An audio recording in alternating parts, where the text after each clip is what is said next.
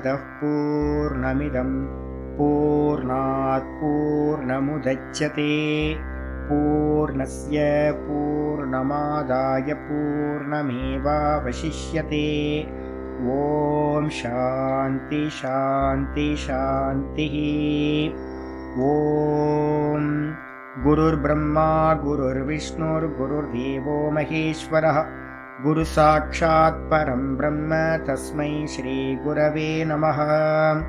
शङ्करं शङ्कराचार्यं केशवं बादरायणं सूत्रभाष्यकृतौ वन्दे भगवन्तौ पुनः पुनः। ईश्वरो गुरुरात्मेति मूर्तिभेदविभागिने व्योमवद्व्याप्तदेहाय दक्षिणामूर्तये नमः। सदाशिवसमारम्भां शङ्कराचार्यमध्यमाम् अस्मदाचार्यपर्यन्तां वन्दे गुरुपरम्पराम्। ॐ यो ब्रह्माणं विदधाति पूर्वं यो वै वेदांश्च प्रहिणोति तस्मै तं हदेवमात्मबुद्धिप्रकाशं मुमुक्षुर्वै शरणमहं प्रपद्ये। ॐ शान्ति शान्ति शान्तिः। ॐ असतो मा सद्गमय तमसो मा ज्योतिर्गमय मृत्योर्मामृतं गमय। ॐ शान्ति शान्ति शान्तिः।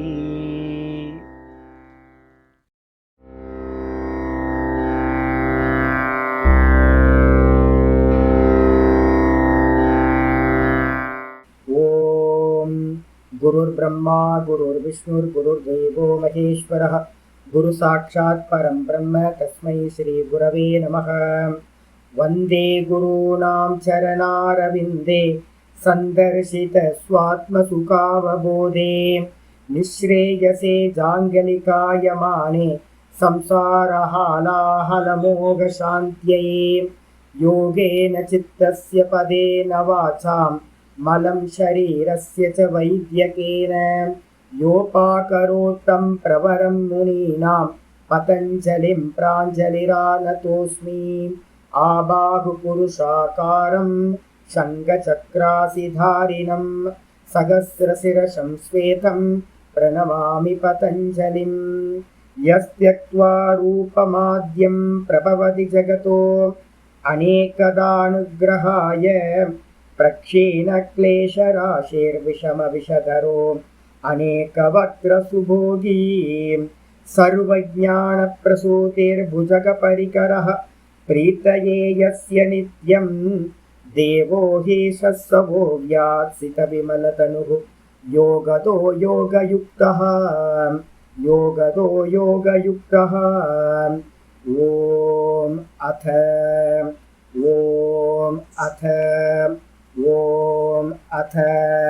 अथ योगानुशासनम्। 17வது சூத்திரத்திலிருந்து படிக்கிறேன். वितर्क विचारानन्दास्मितानुगमात् सम्प्रज्ञातः विराम प्रत्यय अभ्यासपूर्वः संस्कारशेषोऽन्यः भव प्रत्ययो विदेह प्रकृतिलयानाम् श्रद्धा वीर्य स्मृति समाधि प्रज्ञापूर्वक इतरेषाम्। நம்ம பார்த்துக்கிட்டு இருக்கிறது பதஞ்சலி யோக சூத்திரத்தில் பிரதம பாதம் சமாதி பாதம் பார்த்துட்டு இருக்கோம். இதில் நேற்று பார்த்தீங்கன்னா 20வது சூத்திரம் ஆரம்பிச்சிருக்கோம். இந்த 20வது சூத்திரம் பார்த்து முடிச்சாச்சு. இந்த 16லேருந்து 20 வரைக்கும் ஒரு பேக்கேஜாக எடுத்துக்கணும். 16 to 20. இந்த 16லேருந்து என்ன சொல்லிச்சு அப்படின்னு கேட்டிங்கன்னா உங்களுக்கு 17லேருந்து 20 வரைக்கும் 4 சூத்திரங்கள் தனியாக எடுத்துக்கணும். இதில் பார்த்தீங்கன்னா 2 விதமான பிரத்யயங்கள் சொல்லிச்சு. பிரத்யம்னா என்ன எடுக்கணும்? சாதனைகள். ஒன்று பார்த்தீங்க அப்படின்னா பவ பிரத்யம் சொல்லக்கூடியது. பவ பிரத்யம்னு அர்த்தம், பவம்னா பிறவி, பிறவியை தரக்கூடிய சாதனங்கள்.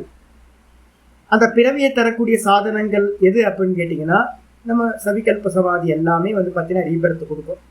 ஆசையோடு பண்ணினீங்கன்னா என்ன பண்ணும்? ரீபர்த் கொடுக்கும். அப்போ அந்த ரீபர்த் கொடுக்கறதா இருந்தாலும் வந்து பார்த்தீங்கன்னா எதை அடைவீங்க? பிரகிருதி லயம் வரைக்கும் இருக்கிற பெரிய பெரிய விஷயங்கள்லாம் அடைவீங்க. அப்ப 2 கேட்டகரியா பிரிக்கிறோம். பிரகிருதி லயத்துக்கு கீழே இருக்கிற உபாசகர்களுக்கெல்லாம் விதேக தேவர்கள்னு ஒரு பேரு, அதுக்கப்புறம் பிரகிருதி லயம் அப்படின்னு 2வது பேர், பிரகிருதி லயர்கள் அப்படின்னு. இந்த சவிகல்ப சமாதி சவிதர்க்கத்துல இருந்து ஆரம்பிச்சு சாஸ்மிதா சமாதி வரைக்கும் இருக்கிற 6 சமாதிகளை அடைந்தவர்கள் விதேக தேவர்களாக ஆவார்கள். அவர்கள் திரும்பவும் பிறப்பார்கள் சொல்லியாச்சு. அதே மாதிரி பிரகிருதி லயத்தை அடைந்தவர்களும் திரும்பவும் பிறவி எடுப்பார்கள். அப்ப என்ன கேட்டீங்கன்னா, முதல் ஒவ்வொன்றா எடுத்துக்கிட்டே போங்க. வெளியில விஷயத்துல சமாதி ஆகிறது தான் வந்து பாத்தீங்க அப்படின்னா சவிதர்க்கம், நிர்வித்தர்க்கம், சவிச்சாரம், நிர்விச்சாரம் எல்லாம். அதுக்கப்புறம் மனசு இந்திரியங்கள்ல சமாதி ஆகிறதுக்கு பேரு ஆனந்தம். அதுக்கப்புறம் வந்து பாத்தீங்கன்னா அதையும் தாண்டி சாஸ்மிதான்னு சொல்லக்கூடியது பிராணன்ல சமாதி ஆகிறதுன்னு சொல்லலாம். இல்லை அப்படின்னா எதுல அந்த அகங்காரத்துல சமாதி ஆகிறதுன்னு சொல்லலாம். அப்ப இது வரைக்கும் இருக்கிறது எல்லாத்துலயும் ஸ்டெப் பை ஸ்டெப்பா நீங்க உள்ள போறீங்க. உள்ள போய் ஒவ்வொரு தத்துவத்திலையும் சமாதி ஆனாலும் கூட அதுவும் என்ன கொடுக்கும்? பிறவியை கொடுக்கும். நீங்க அந்தந்த தத்துவத்துல லயமானீங்கன்னா விதேக தேவர்களா ஆவீங்க. எப்போ வந்து பாத்தீங்கன்னா புண்ணியம் தீர்ந்து போகுதோ, நீங்க பண்ண உபாசனையோட பலம் தீர்ந்து போகுதோ, திரும்ப ரிட்டர்ன் வந்து பாத்தீங்கன்னா பிறவி எடுக்கணும். இந்த 6 சமாதிகள் இல்லாம 7வது சமாதியா என்ன இருக்கு? பிரகிருதி லயம் அப்படின்னு சொல்லக்கூடியது. அந்த பிரகிருதி லயத்துல சமாதி அடைஞ்சா என்னாது? பிரகிருதி லயம் 1,00,000 மன்வந்தரங்கள் இருந்துட்டு திரும்பவும் பிறவி எடுக்க வேண்டும். இத்தனை கேட்டகரி சொல்லி முடிச்சதுக்கு பிறகு இது எல்லாத்துக்கும் என்ன பேருனா பவ பிரத்யம் சொல்லியாச்சு. இதுக்கு அடுத்தது வந்து பாத்தீங்கன்னா பவ பிரத்யத்துக்கு அடுத்தது என்னது? உபாய பிரத்யம். உபாய பிரத்யம் எது அப்படின்னு கேட்டீங்கன்னா, மோட்சத்துக்கு எவன் முயற்சி பண்றானோ அவன் என்ன பண்ணுவான் அப்படின்னு கேட்டீங்கன்னா சவித்தர்க்கத்தை கிராஸ் பண்ணுவான், நிக்க மாட்டான். நிர்வித்தர்க்கத்தையும் இது வந்து பாத்தீங்கன்னா இது லிமிட்டு அப்படின்னு இதையும் தாண்டி போவான். சவிச்சாரத்தை தாண்டுவான், நிர்விச்சாரத்தை தாண்டுவான், சானந்தத்தை தாண்டுவான். சாஸ்மிதாவையும் என்ன பண்ணுவான்? இது ஜென்மத்தை கொடுக்கும், இது ஜென்மத்தை கொடுக்கும், எனக்கு இது வேணாம், இது வேணாம், இது வேணாம்னு ஒவ்வொன்றுத்தையா தாண்டி தாண்டி தாண்டி இதெல்லாம் மைல் ஸ்டோன், இதெல்லாம் நம்ம கிராஸ் பண்ணி போகணும்னு எல்லாத்தையும் தாண்டி ஈஸ்வர அனுகிரகத்தினால அந்த பிரகிருதி லயத்தையும் என்ன பண்றான்? பரவைராகியத்து மூலமா தாண்டான். அப்படி தாண்டி போகும்போது வந்து பாத்தீங்கன்னா என்ன கிடைக்குது? பரவைராகியத்தையும் அடைந்தவன், இதுல எல்லாத்திலையும் வைராகியத்தை அடைந்தவனுக்கு என்ன கிடைக்குது அப்படின்னா நிர்விகல்ப சமாதி, நிர்வீச்ச சமாதி, அசம்பிரஜாத சமாதி சம்பவிக்கிறது. அப்ப அசம்பிரஜாத சமாதிக்கு என்ன வேணும் சுவாமி அப்படின்னா பரவைராகியம் வேணும். பரவைராகியத்துக்கு முன்னாடி எதெல்லாம் சுவாமி வேணும் அப்படின்னு கேட்டீங்கன்னா அதை தான் நம்ம சொல்லிக்கோ. ஸ்ரத்தா, வீரிய, ஸ்மிருதி, பிரஜாபூர்வக, இதரேஷாம் அப்படின்னு சொல்லியாச்சு. இதரேஷாம்னா யாரு அப்படின்னா விவேக வைராகியத்தை உடைய யோகிகளுக்கு. மற்றவர்களுக்குன்னா யாருக்கு? விவேகத்தையும் வைராகியத்தையும் உடைய மற்றவர்களுக்கு என்ன கிடைக்குது? நல்ல பூர்ண வைராகியத்தை எடுத்துக்கிட்டே போறாங்க. கூடவே வந்து பாத்தீங்கன்னா சகயோகி சாதனங்கள் எது? ஸ்ரத்தா, வீரியம், ஸ்மிருதி, சமாதி, பிரஜா அப்படின்ற எல்லாத்தையும் ஒரு ஹெல்ப்புக்கு எடுத்துக்கிட்டு பரவைராகியத்தை கடைசியில அடையும் போது அவங்க அசம்பிரஜாத சமாதியை அடைகிறார்கள் சொல்லியாச்சு. சொன்னதுக்கு பிறகு இந்த பாதையில டிராவல் பண்றதுக்கு நம்ம சாதனைகளை அடாப்ட் பண்ண போறோம். அந்த சாதனைகளை பத்தின விசாரம் இங்க ஆரம்பிக்க போது 21வது சூத்திரத்துல இருந்து சாதனா விசாரம் அப்படின்னு போட்டோம். சாதனையை பத்தின விசாரம் ஆரம்பிக்கிறோம். சொல்லுங்கம்மா. ஆமா, அசம்பிரஜா தான். ஆனா அதை அடையறதுக்கு நீங்க என்ன பண்றீங்க? சவிகல்பத்தை அடைஞ்சதுக்கு பிறகு தானே நிர்விகல்பத்துக்கு போறீங்க. அதனால்தான் நம்ம சொல்றோம் என்னன்னு கேட்டீங்கன்னா ஹை ஜம்ப் பண்ண முடியாது. நீங்க வந்து பாத்தீங்கன்னா இப்ப நிறைய பேர் என்ன பண்றாங்கன்னா, இப்ப இன்னைக்கு காலையில கூட கிளாஸ்ல பேசிட்டு இருக்கும்போது கிருத்திகான்னு ஒரு அம்மா வந்து கேட்டாங்க, என்னன்னு கேட்டா பிராணனை பாக்குறது ரொம்ப கஷ்டமா இருக்கே சுவாமி, பிராணன்ல நிக்கிறது கஷ்டமா இருக்கேன்னு கேள்வி கேட்டாங்க. இப்ப நீங்க எங்க போனீங்கன்னாலும் பிராணன்ல பாக்குறதுன்னு ஒரு விஷயத்த வந்து ரொம்ப பெரிய விஷயமா பேசிட்டு இருக்காங்க. ஆக்சுவலா பிராணனை பாக்குறதுன்றது அவ்வளவு ஈஸி இல்லை. அதுக்குதான் ஸ்டெப்ஸ் வந்து பாத்தீங்க அப்படின்னு கேட்டீங்கன்னா, பிராணனை பாக்குறது சாஸ்மிதா சமாபத்தி, 6வது சமாதிய இவங்க என்ன பண்ணிட்டு இருக்காங்கன்னு கேட்டீங்கன்னா ஆரம்பத்திலே சொல்றாங்க. என்கிட்ட வந்து பாத்தீங்கன்னா ஒரு விபாசனால கலந்துக்கிட்ட ஒருத்தர் வந்து பாத்தீங்கன்னா என்கிட்ட பேசுவார். அவர் சொன்னார், கிளியரா சொன்னார், சுவாமி என்ன ஆகிப்போச்சு அப்படின்னா உலகம் ஃபுல்லாவே சாதனைகள் எப்படி ஆகிப்போச்சு அப்படின்னா ஸ்டெப் பை ஸ்டெப் போகாம முன்னாடி இருந்தவங்க எல்லாரும் ஸ்டெப் பை ஸ்டெப்பா போனாங்க.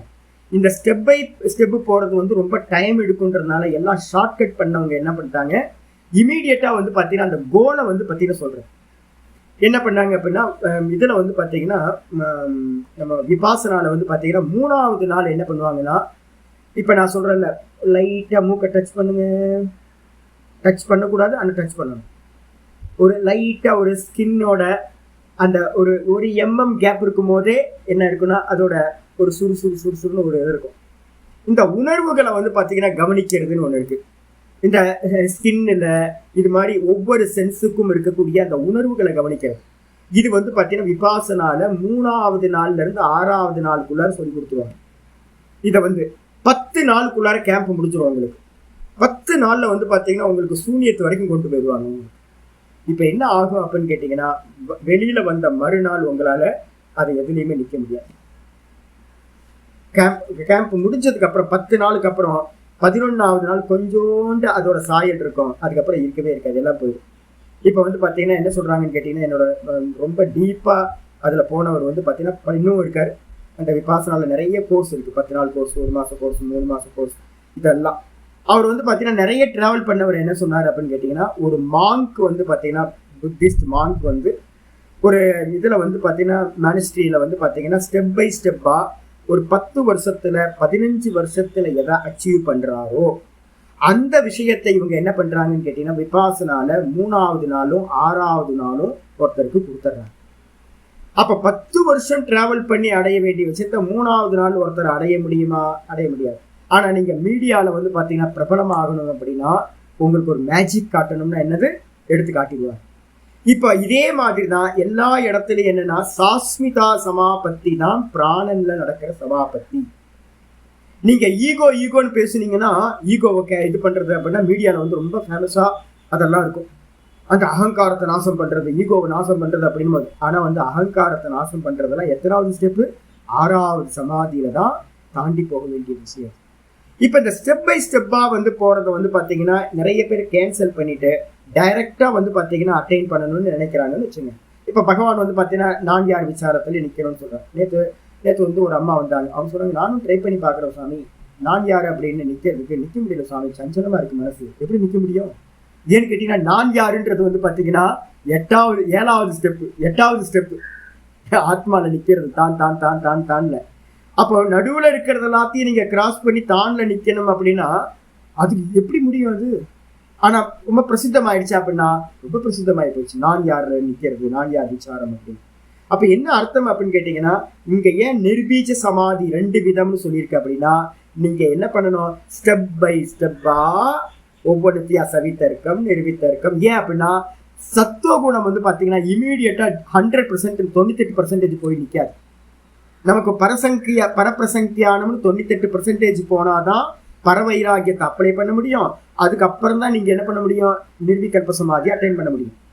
அப்போ நிர்விகல்ப சமாதி அட்டைன் பண்ணணும்னா நீங்கள் என்ன வேணும், கீழே இருக்கிற சவிகல்ப சமாதி எல்லாம் மைல் ஸ்டோனாக நீங்கள் கிராஸ் பண்ணி வசீகார வைராகியத்தை அப்ளை பண்ணிக்கிட்டே போய் சாஸ்மிதா சமாதி வரைக்கும் வந்துட்டு அதுக்கப்புறம் வந்து பார்த்தீங்கன்னா 98% வந்தோன்னே சத்துவகுணம் அந்த இடத்துல அந்நியதாக்கியாத்தி வரும்.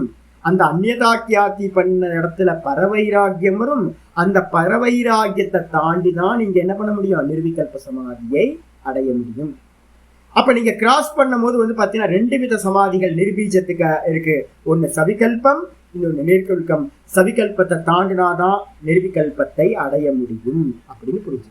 யாராவது பைபாஸ் பண்ணலாம்னு நினைச்சாங்க அப்படின்னா முடியவே முடியாது.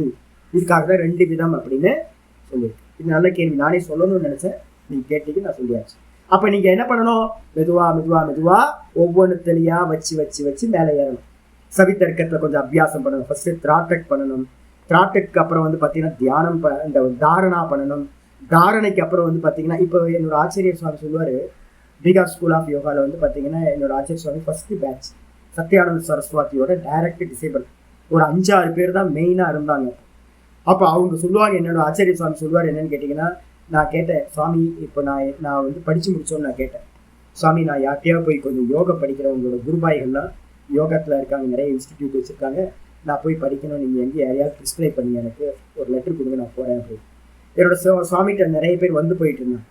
அப்போ நான் என்ன பண்ணுவேன் கேட்டதுக்கு அப்புறம் சுவாமி ஒரே ஒரு வார்த்தை சொன்னார். என்னன்னு கேட்டிங்கன்னா, எப்போ வந்து பார்த்தீங்கன்னா இன்ஸ்டிடியூட் ஆச்சோ, அப்போ இன்ஸ்டிடியூட் ஆனதுக்கு பிறகு என்ன பண்ண வேண்டியதுன்னா 10 நாளில் உங்களுக்கு ஒரு மேஜிக் காட்டும்.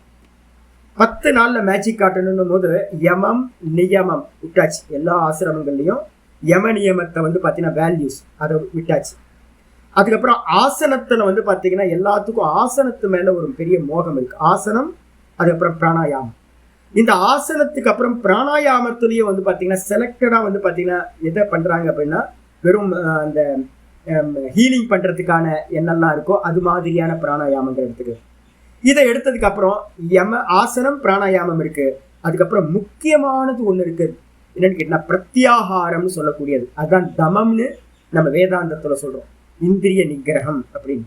இந்த தமத்துக்கு அப்புறம் வந்து பார்த்தீங்கன்னா தாரணம், அதுக்கப்புறம் தியானம், அதுக்கப்புறம் சமாதி.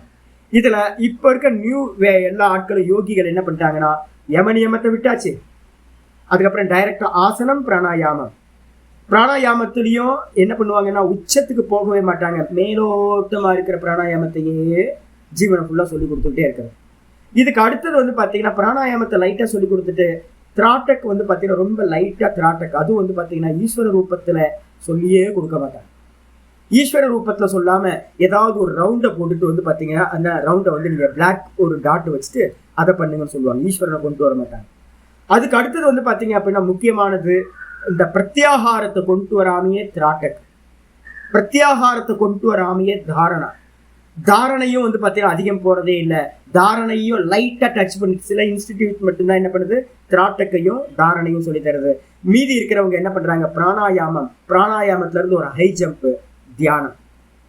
அதுக்கப்புறம் வந்து சம்பவிக்குமா தியானம் அப்படின்னா தியானம் சம்பவிக்காது. அப்ப இப்ப யோகத்துல எத்தனை ஸ்டெப்ஸ் இருக்குன்னா அஷ்டாங்க யோகத்துல எத்தனை ஸ்டெப்ஸ் இருக்கு அப்படின்னா ஆசனம், கொஞ்சோண்டு பிராணாயாமம், அதுக்கப்புறம் என்ன இருக்கு தியானம். டைரக்டா 3 அங்கம் தான் இருக்கு.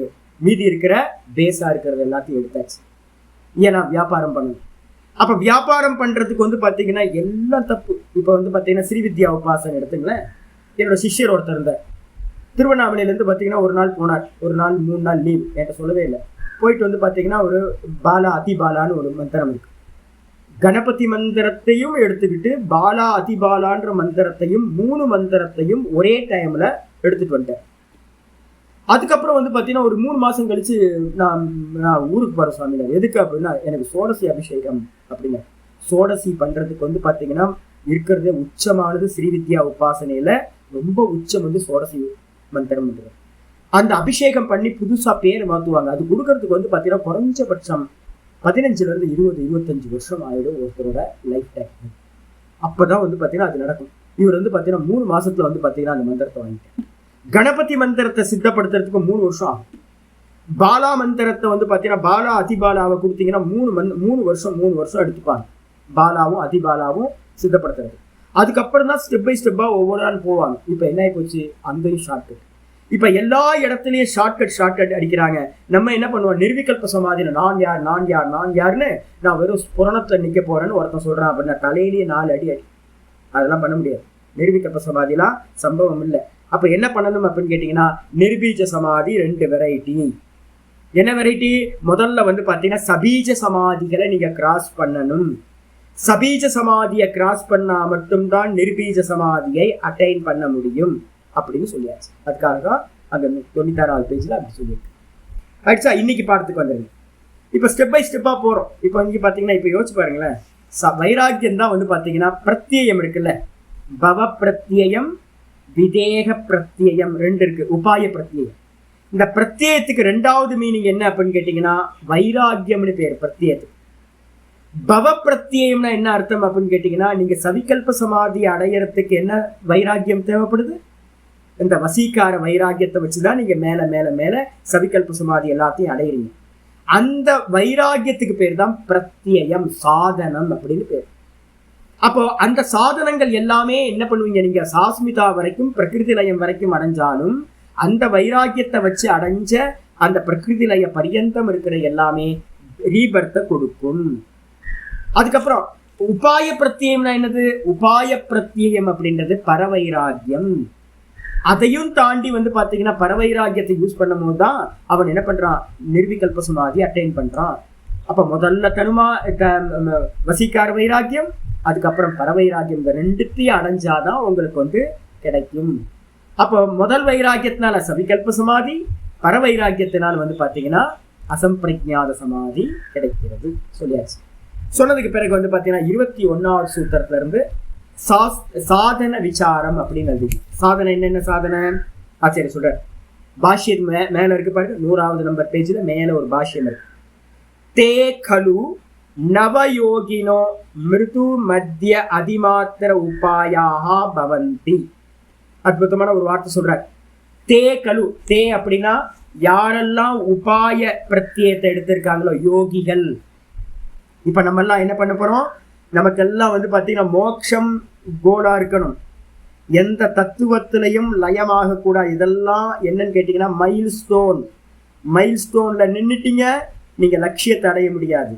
அப்போ இந்த விசாரம் எதுக்கு, சவிதர்க்கம் நிர்விதர்க்கம் இதெல்லாம் நம்ம கிராஸ் பண்ணணும், அங்கங்க ஸ்டே ஆயிடக்கூடாது அப்படின்றதுக்காக தெரிஞ்சுக்கணும். தெரிஞ்சுக்கிட்ட ஆனா பண்ணாம இருக்க முடியுமா, பண்ணணும், பண்ணிட்டு அதை கிராஸ் பண்ணணும், அதை பண்ணிட்டு கிராஸ் பண்ணணும். நமக்கு வந்து பாத்தீங்கன்னா இத்தனை கிலோமீட்டர் கிராஸ் பண்ணியிருக்கோம், இத்தனை கிலோமீட்டர் கிராஸ் பண்ணியிருக்கோம், இன்னும் இவ்வளவு கிலோமீட்டர் போகணும் அப்படின்றத காட்டுறதுக்காக தான் மைல் ஸ்டோன். அப்ப இதெல்லாத்தையும் கிராஸ் பண்ணக்கூடிய யோகிகள். அப்ப யோகிகள் என்ன பண்றோம், எங்கேயும் வந்து பாத்தீங்கன்னா கேப் வைக்கிறதே இல்லை. சககாரி சாதனங்கள் எது கூட வந்து பாத்தீங்கன்னா பரவைராக்கியமா இருந்தாலும் அதுக்கு சாதனம் எது, ஸ்மிருதி. முதல்ல சொன்ன சிரத்தா, வீரியம், ஸ்மிருதி, அப்புறம் அந்த சமாதி பிரஜா. அந்த எல்லாத்தையும் வச்சுக்கிட்டு பரவைராக்கியத்தையும் மனசுல வச்சுக்கிட்டே போகணும். ஈசோடோ நாயினும் ஆசை அருமின், ஈசன் கூட வந்து எனக்கு ஆசை இல்லை அப்படின்ற எண்ணத்தோட இதை கிராஸ் பண்ணணும். ஆயிடுச்சா?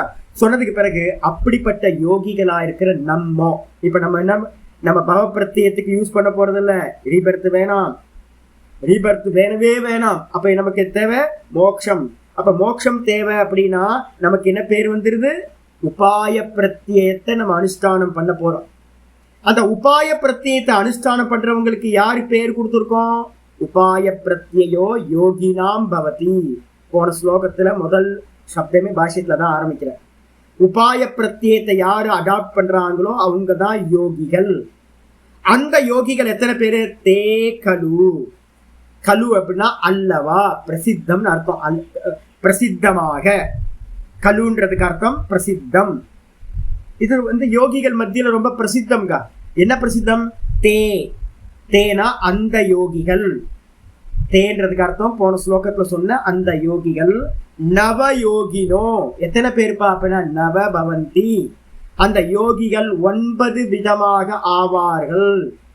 யோகிகள் எத்தனை வெரைட்டி, 9 வெரைட்டி. என்னென்ன அப்படின்னு கேட்டீங்கன்னா உங்களுக்கு வந்து ஒரு பக்கத்துல அடுத்த பேஜ்ல வந்து மேல வந்து ஒரு டேபிள் போட்டிருக்க பாருங்க. அந்த டேபிள்ல பாத்தீங்கன்னா தெரியும் உங்களுக்கு. கேரளா பீப்புள் வந்து பாத்தீங்கன்னா நான் சொல்றது அப்படியே மேல எழுதிக்கலாம். மூணு எழுத போறோம். மிருது உபாயம் 1, 2வது உபாயம் வந்து பாத்தீங்கன்னா மத்தியம உபாயம், 3வது உபாயம் அதிமாத்திர உபாயம். 3 மேல 1 2 3 போட்டு 3 எழுதிங்க.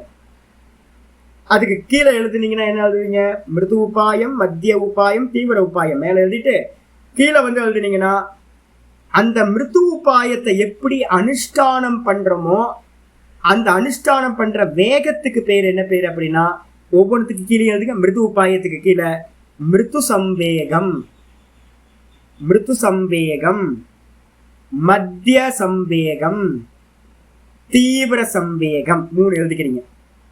இதையே அப்படியே மத்தியம் உபாயத்துக்கு கீழே எழுதணும், அப்புறம் அதிமாத்திர உபாயத்துக்கு கீழே எழுதணும். மிருது உபாயம், மத்தியம உபாயம், அதிமாத்திர உபாயம், இந்த 3க்கு கீழையும் அதை அனுஷ்டானம் பண்ற மெத்தட் வந்து மிருது சம்வேகம், மத்திய சம்வேகம், அதுக்கப்புறம் தீவிர சம்வேகம். இந்த 3க்கு கீழே எழுதிங்க. அடிச்சா அப்ப எத்தனை ஆயிடும் அப்படின்னு கேட்டீங்கன்னா, உபாயத்துல வந்து பாத்தீங்கன்னா என்ன உபாயம் இருக்கு அப்படின்னா, சாதனையோட ஐட்டம் வந்து பாத்தீங்கன்னா உபாயம்னு பேரு. இப்ப என்ன பண்ணிட்டாங்க அப்படின்னு கேட்டீங்கன்னா, மெதுவா ரொம்ப லோ லெவலுக்கு வந்தாச்சு. என்னை பார்த்து ஒரு சன்னியாசி சுவாமி இங்க இருக்கார் பக்கத்துல, ராமகிருஷ்ண மடத்துல இருந்து வந்திருக்கார். நல்ல சாது, ரொம்ப அற்புதமான சாது, எந்த ஒரு குறையும் இல்லை, நல்ல சாது. ஆனா அவர் என்ன பண்ணுவாரு அப்படின்னா, பக்கத்துல யோகி ஆசிரமம் இருக்கு, விசில் சுவாமி ஆசிரமம். அங்க போயிட்டு வந்து பாத்தீங்கன்னா ராமஜெயத்தை வந்து பாத்தீங்கன்னா ஸ்ரீராம் ஜெயராம் ஜெய ஜெயராம் எழுதிட்டு நோட்டா கொண்டு போய் அங்க கொடுத்துட்டு தலையில அடிச்சுட்டு, ஐயோ சாமி. சன்னியாசி வந்து பாத்தீங்கன்னா 25 வருஷமா சன்னியாசியா இருக்கார். ராமகிருஷ்ண மடத்துல வந்து பாத்தீங்கன்னா இருக்கு புத்தி சக்தி ரொம்ப அதிகமா இருக்கு, நல்லா படிச்சவர், எல்லாம் பண்ணவர். அவர் என்ன பண்றாரு அப்படின்னு கேட்டீங்கன்னா ஸ்ரீராம் ஜெயராம் ஜெய ஜெயராம் ஸ்ரீராம் ஜெயராம். அவங்க ஒரு நோட்டு புக்கு போய் கேட்டீங்கன்னா, யோகி ஆசிரமத்துக்கு போனீங்கன்னா நோட் புக் வேணும்னு கேட்டீங்கன்னா கொடுப்பாங்க. நீங்க என்ன பண்ணலாம், அங்க நம்பர் கரெக்டா போட்டிருக்கோம், நீங்க எழுதிக்கிட்டே இருக்கலாம். ஸ்ரீராம் ஜெயராம் ஜெயராம். எனக்கு சிரிப்புனா சிரிப்பு, அந்த சாமியை பார்த்தாவே எனக்கு சிரிப்பு வரும். ஏன் அப்படின்னு கேட்டீங்கன்னா அவரால உத்கிருஷ்டமான சாதனைகள் நிறைய பண்ண முடியும். ஆனா அவர் என்ன பண்ணிட்டாரு அப்படின்னா, உபாயம் வந்து பாத்தீங்கன்னா மிருது உபாயம் அப்படின்னா, இந்த 4ஆம் கிளாஸ் 5ஆம் கிளாஸ் ஸ்கூல்ல படிக்கிற பசங்கள்கிட்ட போயிட்டு, எனக்குலாம் சின்ன வயசுல அப்பா அம்மா தான் வாங்கி கொடுத்துருக்காங்க. சின்ன வயசுல வந்து பாத்தீங்கன்னா ஸ்ரீராம் ஜெயராம் ஜெயராம் ஜெய ஜெயராம் இதுன்னு வெக்கேஷன் லீவ் இருக்குல்ல, இந்த மே மாசம் லீவு. இந்த மே மாசம் லீவுலலாம் நான் 3ஆம் கிளாஸ் 2ஆம் கிளாஸ் படிக்கும்போது 4ஆம் கிளாஸ் படிக்கும் போதெல்லாம் அப்பாவும் அம்மாவும் என்ன பண்ணுவாங்க, இந்த புக்கு கொண்டு வந்து கொடுத்துருவாங்க, எழுதுறான் அவனே அப்படின்னு. நம்ம பாட்டுக்கு உட்காந்து எழுதிக்கிட்டே இருப்போம். ஒரு நாளைக்கு 1000 2000 3000 எழுதிட்டு இருப்போம். இதை மொத்தமா கொண்டு போயிட்டு வந்து பாத்தீங்கன்னா ஸ்ரீரங்கம் கோயிலே இல்லை வேற எங்கேயாவது ராமக்ஷேத்திரத்துல வந்து பாத்தீங்கன்னா மொத்தமா போட்டுருவாங்க. எங்களுக்கு பசங்களுக்கு சின்ன வயசுல இருக்கிற பசங்களுக்கு அந்த ஸ்ரீராம் ஜெயராம் எழுதுறத ஒரு ஹேபிட்டா வச்சிருந்தாங்க. இத வந்து ஒரு சன்னியாசி 25 வருஷம் பாடம் படிச்சவர், வேதாந்தம் படிச்சவர், நல்ல ஹெல்த்தியா இருக்கிறவர், அவர் பண்ணலாமா அப்படின்னா பண்ணக்கூடாது. அப்ப இந்த ஸ்ரீராம் ஜெயராம் எழுதுற மெத்தட் என்ன அப்படின்னு கேட்டீங்கன்னா மிருது உபாயம். யாருக்கு வேணாலும் பண்ண முடியும், 5 கிலோ வெயிட் தூக்குற மாதிரி. இதுக்கப்புறம் மத்தியம உபாயம் எது அப்படின்னு கேட்டீங்கன்னா, மத்தியம உபாயம் வந்து பாத்தீங்கன்னா கூட வந்து பாத்தீங்கன்னா மனசை இந்திரியங்களை நிரோதம் பண்ற வேலை இருக்குன்னு வச்சுங்க. அதுக்காக நீங்க பிராணாயாமத்தெல்லாம் பண்றீங்க அப்படின்னா, அந்த பிராணாயாமம் பண்ற மெத்தடு, கண்ணை மூடி உட்கார்ந்து ஜபம் பண்ற மெத்தடெல்லாம் என்னது அப்படின்னு கேட்டீங்கன்னா மத்தியம உபாயம். அதுக்கப்புறம் அதிமாத்திர உபாயம், 3வது என்னது அதிமாத்திர உபாயம் அப்படின்னா, நம்ம இப்ப சொல்றோமே பிராண வீக்ஷணம். பிராணாயாமம் பண்ண முடியும், ஆனா பிராண வீக்ஷணம் பண்ண முடியாது. பிராண வீக்ஷணமோ கூடவே வந்து பாத்தீங்கன்னா சமாதி அபியாசமும் பிராண வீக்ஷணமும் கூடவே வந்து பாத்தீங்கன்னா சாஸ்திரத்தோட மனனம் நிதித்தியாசனமும் எப்படிப்பட்டது அப்படின்னு கேட்டீங்கன்னா அதிமாத்திர உபாயம். அப்ப ஸ்ரீராம் ஜெயராம் எழுதுறது மிருது உபாயம். இப்ப நிறைய பேர் கிரிவலம் சுத்துறாங்க. கிரிவலம் சுத்துறதுல வந்து பாத்தீங்கன்னா ஏன் இவ்வளவு லட்சக்கணக்கான பேர் சுத்துறாங்க. இப்ப அம்மாவாசையில எல்லாம் கூட சுத்த ஆரம்பிச்சிட்டாங்க. டெய்லி ஆட்கள் போயிட்டே இருக்காங்க, எல்லா ஆட்களும் போறாங்க, சின்ன குழந்தையில இருந்து பெரியவங்க வரைக்கும் எல்லாரும். ஏன் அப்படின்னா இவங்களுக்கு இப்ப எல்லாத்துக்கும் வந்து பாத்தீங்கன்னா வயசானவங்களுக்கு வாக்கிங் போறதுன்னு சொல்லியாச்சு. இப்ப எல்லாத்துக்கும் வாக்கிங் போறது ஈஸியா இருக்கு. அப்போ என்ன பண்ணுவாங்க அப்படின்னு கேட்டீங்கன்னா, அப்படியே கதை பேசிக்கிட்டே வந்து பாத்தீங்கன்னா ஒரு கிரி பிரதட்சணம் பண்ணிட்டு வந்துடுறது ரொம்ப ஈஸியா இருக்கு. ஐயோ சீக்கிரமே முடிஞ்சு போச்சு. ஆமா, ஊர் கதையை உலகத்து கதையெல்லாம் பேசிக்கிட்டு ரோட்ல இருக்கிறதெல்லாம் வாங்கி சாப்பிட்டுக்கிட்டு அப்படியே போனோம்னு வச்சுங்க, என்ன இருக்கும், ரொம்ப ஈஸியா முடிச்சிடும். அதுலயே வந்து பாத்தீங்க அப்படின்னா சில பேர் வந்து பாத்தீங்கன்னா செப்பல் போடாம போனா, ஐயோ செப்பல் போடாம போனா கஷ்டம். பூர்ணிமா அவங்கள சொல்லலை நான், செப்பல் போடாம போனா கஷ்டம். அப்ப என்ன பண்ணலாம், நல்ல ஷூ வந்து பாத்தீங்க அப்படின்னா அடிடாஸோட ஷூ ஏதாவது போட்டோம் அப்படின்னா, இப்ப கொஞ்சம் அட்வான்ஸ் எல்லாம் வந்துருச்சு. சில ஷூலாம் கஷ்டமா இருக்கும், சில இப்ப ஷூலாம் வரது வந்து பாத்தீங்கன்னா நம்ம நடக்கிறதுக்கு நல்லா புஷ்அப் பண்ணி வெளியில கொடுக்குது. அப்ப நல்ல ஷூ போட்டுக்கிட்டு போனீங்க அப்படின்னா ரொம்ப ஈஸியா முடிச்சுட்டு வந்துடலாம். ஜிம் ஜம்னு குதிரை மாதிரி குச்சி போயிடலாம். போய் முடிச்சுட்டு வரும்போது கால் பெயினே இல்லை. எப்படி பெயின் இருக்கும், அடிடாஸ் ஷூவை போட்டுக்கிட்டு போனோம்னா எங்க பெயின் வரும், முள்ளு குத்தாது, கல்லு குத்தாது, ஒன்றும் குத்தாது. அப்போ அது வந்து பாத்தீங்கன்னா என்னது லகு உபாயம். லகு உபாயம்னா மிருது உபாயம் அப்படின்னு பேர். அப்ப மிருது உபாயத்திலேயே செப்பல் இல்லாம போனீங்கன்னா என்னது மத்தியம உபாயம் ஆயிடும். அதே கிரிவலத்தை வந்து பாத்தீங்க அப்படின்னா செப்பல் இல்லாம எந்த விஷயங்களையும் சாப்பிடாம எந்த ஒரு விஷயத்தையும் வெளியில பேசாம ஜபம் பண்ணிக்கிட்டு ஈஸ்வர சிந்தனையோட அது மாதிரி போனீங்க அப்படின்னா அது அதிமாத்திர உபாயம் ஆயிடும். நிறைய பேர் கிரிவலம் பண்றவங்களை பார்த்துருக்கேன். என்னன்னு கேட்டீங்கன்னா, ஒரு அம்மா, அன்னைக்கு வயசான அம்மா, அந்த அம்மா வந்து பாத்தீங்கன்னா தேவாரத்தையும் திருவாச்சகத்தையும் என்ன பண்ணுதுன்னு கேட்டீங்கன்னா தலையில வச்சு அதை கட்டி வந்து பாத்தீங்கன்னா ரெட் கலர் துணியில மஞ்சள் கலர் துணியில கட்டி அதை தலையில எடுத்துக்கிட்டு என்ன பண்ணுது அப்படின்னு கேட்டீங்கன்னா தனியா வந்து பாத்தீங்கன்னா சுத்திட்டு இருக்கு. என்னம்மா அப்படின்னு கேட்டீங்கன்னா, ஆமா சாமி தலையில வச்சுதான் சாமி போகணும் அப்படின்னு தனியா போயிட்டு இருக்கு. எந்த பேச்சும் இல்லை. சிவசிவா நமசிவாய் நமசிவாய் நமசிவாய் சொல்லிட்டே போகுது. அப்ப என்னன்னு கேட்டீங்கன்னா, செப்பல் இல்லை, சாப்பாடு எதுவும் வாங்குறதுன்னா அது சொல்லுது, சாமி ஏதாவது இளநீ வாங்கி தட்டுமான்னு நான் கேட்டதுக்கு அந்த மாதிரி சொல்லுது, இல்லை சாமி முடிக்கிற வரைக்கும் பல்லுல தண்ணி படக்கூடாது சாமி அப்படி. அப்ப என்ன உபாயம்? நல்ல உபாயம், அதிமாத்திர உபாயம். அப்ப ஒரே சாதனையை நீங்க என்ன பண்ண முடியும்னு கேட்டீங்கன்னா விதவிதமா பண்ண முடியும். ராமஜெயத்தை எழுத முடியும். ராமஜெயத்தை ஸ்ரீராம் ஜெயராம் ஜெய ஜெயராம வந்து பாத்தீங்கன்னா உட்கார்ந்து ஒரு 1008 ஜபம் பண்ணுனீங்க அப்படின்னா பண்ண முடியாது. 1008 ஜபத்தை எழுதிடலாம் நோட்ல. ஆனா ஒரு மாலையை கொடுத்து 1008 வாட்டி வந்து பாத்தீங்கன்னா ஜபத்தை உட்கார்ந்து கண்ணை மூடி ஜபி அப்படின்னா முடியாது. அந்த ஜப மாலையை கீழே வச்சுட்டு கண்ணை மூடி வந்து பாத்தீங்கன்னா அந்த ராமரோட ரூபத்தை வந்து பாத்தீங்கன்னா சிந்தனை பண்ணு அப்படின்னா முடியாது, கஷ்டம். அடுத்தடுத்த லெவலுக்கு ஹோமம் பண்றது ரொம்ப ஈஸியா இருக்கு. காயத்ரி மந்திர ஜபம் பண்றவங்களுக்குலாம் தெரியும். காயத்ரி மந்திர ஜபம் பண்றவங்களுக்கு வந்து பாத்தீங்கன்னா அந்த ஆவணி ஆவட்டத்தப்போ வந்து காயத்ரி ஜபம் மறுநாள் நாங்கள் என்ன பண்ணுவோம் அப்படின்னு கேட்டிங்கன்னா சாதுக்கள்லாம் வச்சு பிரம்மச்சாரிகளுக்கெல்லாம் வந்து பார்த்தீங்கன்னா ஹோமம் நான் அரேஞ்ச் பண்ணுவேன். அரேஞ்ச் பண்ணி வந்து பார்த்தீங்கன்னா காலையில் ஆரம்பிச்சுன்னா மத்தியானம் 2 மணிக்கு தான் ப்ரோக்ராம் முடியும். 3 மணி நேரம் இது பண்ணுறதுக்கு ஆகும். காயத்ரி ஹோமம் பண்ணி முடிக்கிறதுக்கு 3 மணி நேரம் ஆகும். சாதுக்கள் வந்து பார்த்தீங்கன்னா ரொம்ப உற்சாகமாக உட்கார்ந்ததுலேருந்து வந்து பார்த்தீங்கன்னா முடிக்கிற வரைக்கும் ஃபுல் ஃப்ரெஷ்ஷாக வந்து பார்த்தீங்கன்னா ஒர்க் பண்ணுவாங்க. யாருக்கும் அலுப்பு வரவே வராது. இதே வந்து பார்த்தீங்கன்னா 1000 ஜபத்தை வந்து பார்த்தீங்கன்னா கண்ணை மூடி உட்காந்து ஜபிங்கன்னு சொன்னீங்கன்னா என்ன ஆகும்னு கேட்டிங்கன்னா, கண்ணை திறந்துக்கிட்டே ஜபிங்க, மாலையை வச்சு ஜபிங்கன்னா ஒரு 300 ஜபத்துக்கு மேலே வந்து பார்த்தீங்கன்னா நிறைய பேர் திணற ஆரம்பிச்சுவாங்க. 300 ஜபம் பண்ண முடியாது. சரி, 300 ஜபம் பண்ணுற அந்த ஜபமாலையை வச்சுட்டு கண்ணை மூடி வந்து பார்த்தீங்கன்னா கண்ணை திறக்கக்கூடாது, அந்த 300 ஜபத்தை பண்ணு நீ அப்படின்னு மனசில் பண்ணு அப்படின்னு சொன்னீங்கன்னா அவங்களால அந்த 300 ஜபத்தை கண்ணு மூடி பண்ண முடியாது. எந்த அளவுக்கு நீங்கள் ஷட் டவுன் பண்ணுறீங்களோ அந்த அளவுக்கு வந்து பார்த்தீங்கன்னா உபாயம் கஷ்டமாகிட்டே போகும். எந்த அளவுக்கு இந்த கண்கள் இந்திரியங்கள் எல்லாத்தையும் ஃப்ரீயாக விடுறீங்களோ அந்த அளவுக்கு வந்து பார்த்தீங்கன்னா ரொம்ப ஈஸியாக ஆகிட்டே இருக்கும். கிரி பிரதட்சிணம் ஈஸி. ஏன் அப்படின்னா கண்ணு காது மூக்கு வாய் எல்லாம் திறந்துருக்கு, கர்மேந்திரியம் ஃப்ரீயா இருக்கு, ஞானேந்திரியம் ஃப்ரீயா இருக்கு. அப்போ உபாயம் எப்படிப்பட்டது? ரொம்ப ஈஸியா இருக்கு. ஸ்ரீராம் ஜெயராம் எழுதுறது எவ்வளவு ஈஸியா இருக்கு. அதுக்கு எதையும் நீங்க கண்ட்ரோல் பண்ணணும்னு அவசியமே இல்லை. அப்ப எங்கெல்லாம் நீங்க கண்ட்ரோல் பண்றீங்களோ அங்கெல்லாம் வந்து பாத்தீங்கன்னா அதிமாத்திர தன்மை அதிகமாயிட்டே போகும். அப்ப உபாயத்துல வந்து பாத்தீங்கன்னா மிருது உபாயம்ன்றது ரொம்ப சாஃப்டான உபாயம், பாதிப்பே இல்லாதது. மத்தியம உபாயம் கொஞ்சம் நடுவில் இருக்கும், கொஞ்சம் கண்ட்ரோல் பண்ண வேண்டியிருக்கும் சென்ஸ் ஆர்கன்ஸ் மனசு எல்லாத்தையும். அதிமாத்திர உபாயம் எது அப்படின்னு கேட்டா ரொம்ப தீவிரமானது. இதுல உபனிஷத்துல சொல்லுது என்னன்னு கேட்டீங்கன்னா, யோக உபனிஷத்துல வந்து பாத்தீங்கன்னா பிராணாயாமத்தை சொல்லுது. பிராணாயாமம் வந்து பாத்தீங்கன்னா மிருது மத்தியம தீவிரம் என்னப்பா அப்படின்னு கேட்கும்போது நாங்கள் சொல்லுவோம் 12 12 12 12 12 ஓங்காரத்தை சொல்லி வந்து பாத்தீங்கன்னா பூரகம், 12 ஓங்காரத்தை சொல்லி கும்பகம், 12 ஓங்காரத்தை சொல்லி ரேச்சகம். இதை பண்ணினீங்கன்னா சமவிருத்தி பிராணாயாமன்னு பேர். எல்லாத்துக்கும் நான் அதான் சொல்றது. இப்போ ஏன்னு கேட்டீங்கன்னா அதுவே ஒரு 3 மாசம் 6 மாசம் நீங்க பண்ணிக்கிட்டே இருந்தீங்கன்னா உங்களுக்கு நாடிகள்லாம் ஓரளவு நல்லா கிளியர் ஆகும். அதுக்கப்புறம் மேலே பார்க்கலாம் அப்படின்னு. இந்த பிராணாயாமத்தை நீங்க பண்ணீங்கன்னா சமவிருத்தி பிராணாயாமம்னு பேர், இதுக்கு பேரு.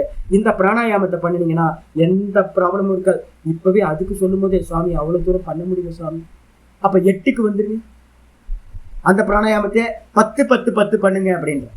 அந்த 10 10 பண்ணும் போதே சில பேர் ஃபோன் பண்றாங்க, என்னன்னு கேட்டா சுவாமி 10 10 பண்ண முடியும் சுவாமி. அப்ப 8 8க்கு வந்துருங்க. அப்ப 8 8 ஓங்காரத்தை சொல்லி பூரகம் கும்பகம் ரேச்சகம் பண்ணிடுறது. அப்ப என்ன பேரு? அதுக்கு பேரு மிருது உபாயம். ஆக்சுவலா 8 10 மிருது இல்லை. நான் சொல்றது என்னன்னு கேட்டீங்கன்னா 12க்கு வந்துருங்க. அப்பதான் ஸ்டார்டிங் ஆகுது நான் சொல்லுவேன். 12 12 12 பிரணவத்தை சொல்லி நீங்க பூரகம் கும்பகம் ரேச்சகம் பண்ணினீங்கன்னா அதுக்கு பேரு மிருது பிராணாயாமம் அப்படின்னு பேரு.